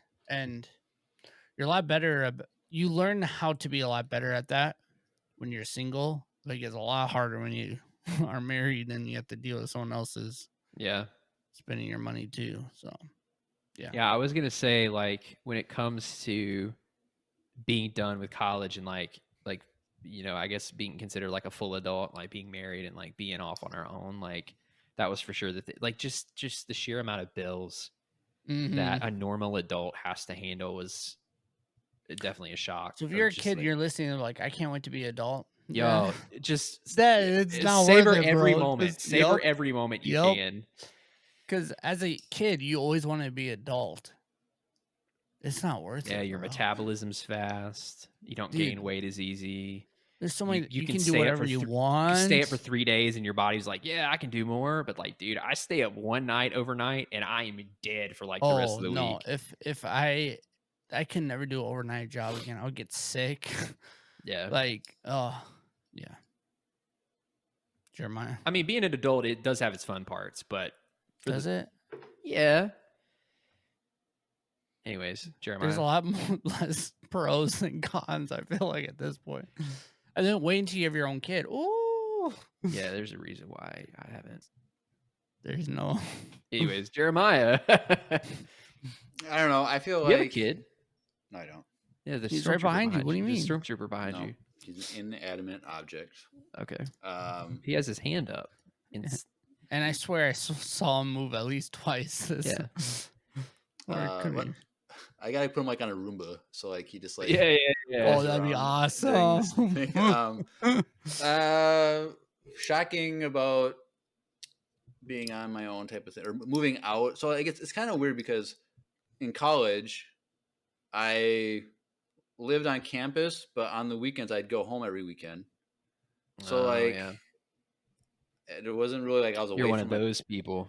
Well, because I went home to work because it was right by my parents' house. So yeah, same thing that I did, kind of. So like I did that, and then I went to LA for 4 months for my college internship. But that was like it was pretty simple. Like I paid to like be part of the program, and then that covered my costs of living and food. It's like it wasn't like I had to like worry about bills or anything. I said to show up. Yeah, that's a good thing you didn't have to worry about that in LA because it's probably not program anymore.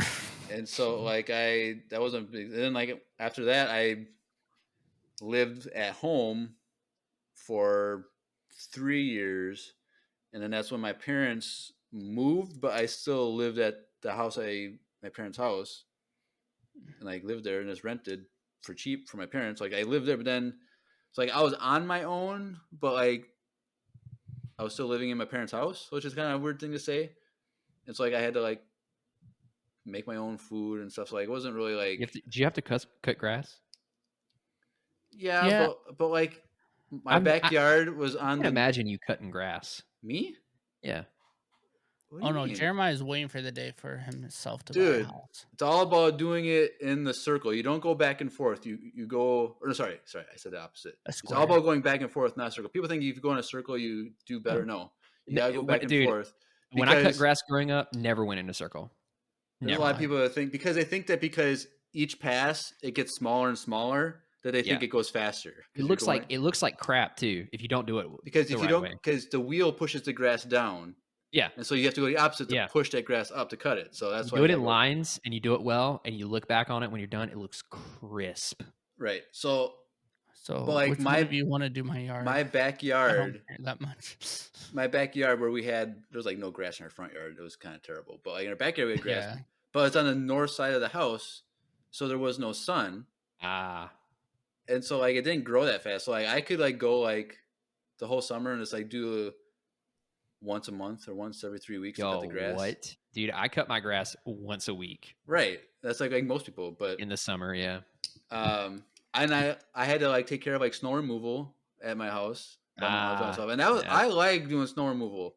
When there's like a 15-inch snowfall and I have to like take care of like the driveway, the back patio, the sidewalk, I had the best taken sidewalks and driveways and patios in my neighborhood. I knew I should have bought a bigger house. I was be my roommate. I was the best at that. I was great. I had fun doing snow removal. So like technically I wasn't on my own until I got this apartment when I moved in almost 4 years ago. Dang, it's been 4 years. Yeah, September 2019. I still remember when we gave away. And so like I already had the experience of being on my own and making my own meals. Yeah. So I guess the most shocking thing would be downgrading from a house to an apartment. Yeah.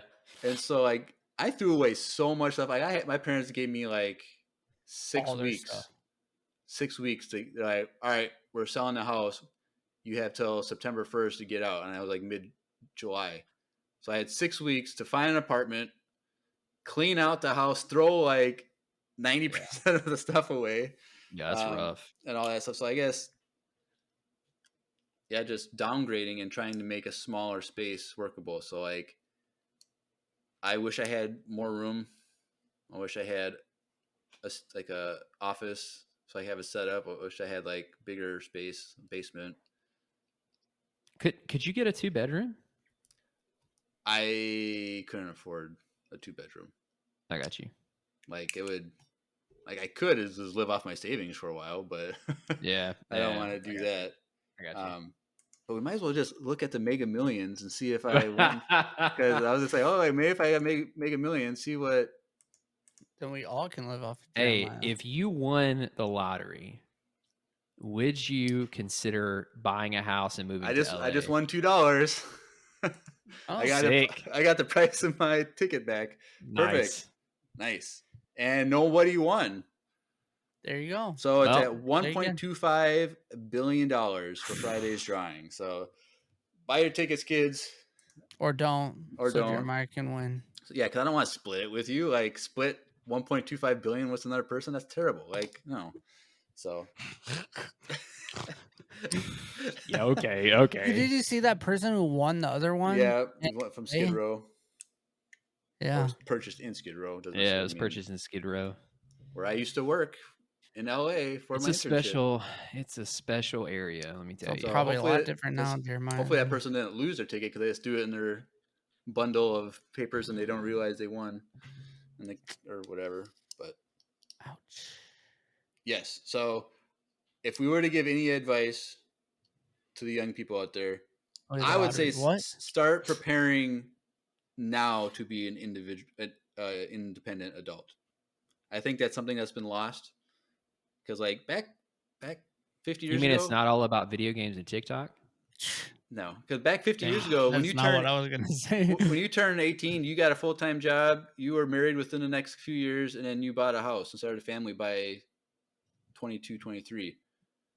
Like you were a full-fledged independent adult by yourself, and now we've delayed. It's called delayed adolescence, where becoming independent from your parents is being delayed, and I think that's.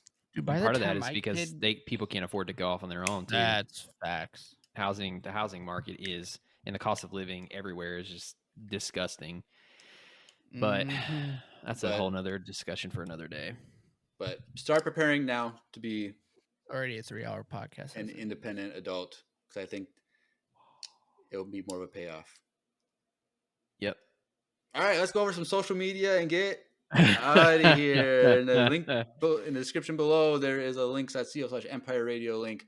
Click that link. Links are spelled with 2 I's. Landing page for everything. So if you want to follow us on Facebook, Instagram, YouTube, Twitch, there's the Discord invite. Join the Discord. It's a lot of fun. There's the link to leave a voicemail. We'd love to hear from you. Do it. Andrew, we had our first voicemail from Dazdor, who's done the Lego animation, and he did a French. He's from Canada, and French is his first language, so he said, "May the force be with you" in French, which is cool. Sick. The animation king. Yes. So join the Discord, leave us a voicemail. Then we also have our fan email. If you ever want to email us about anything, go right ahead. I check that every day, so I'll see that.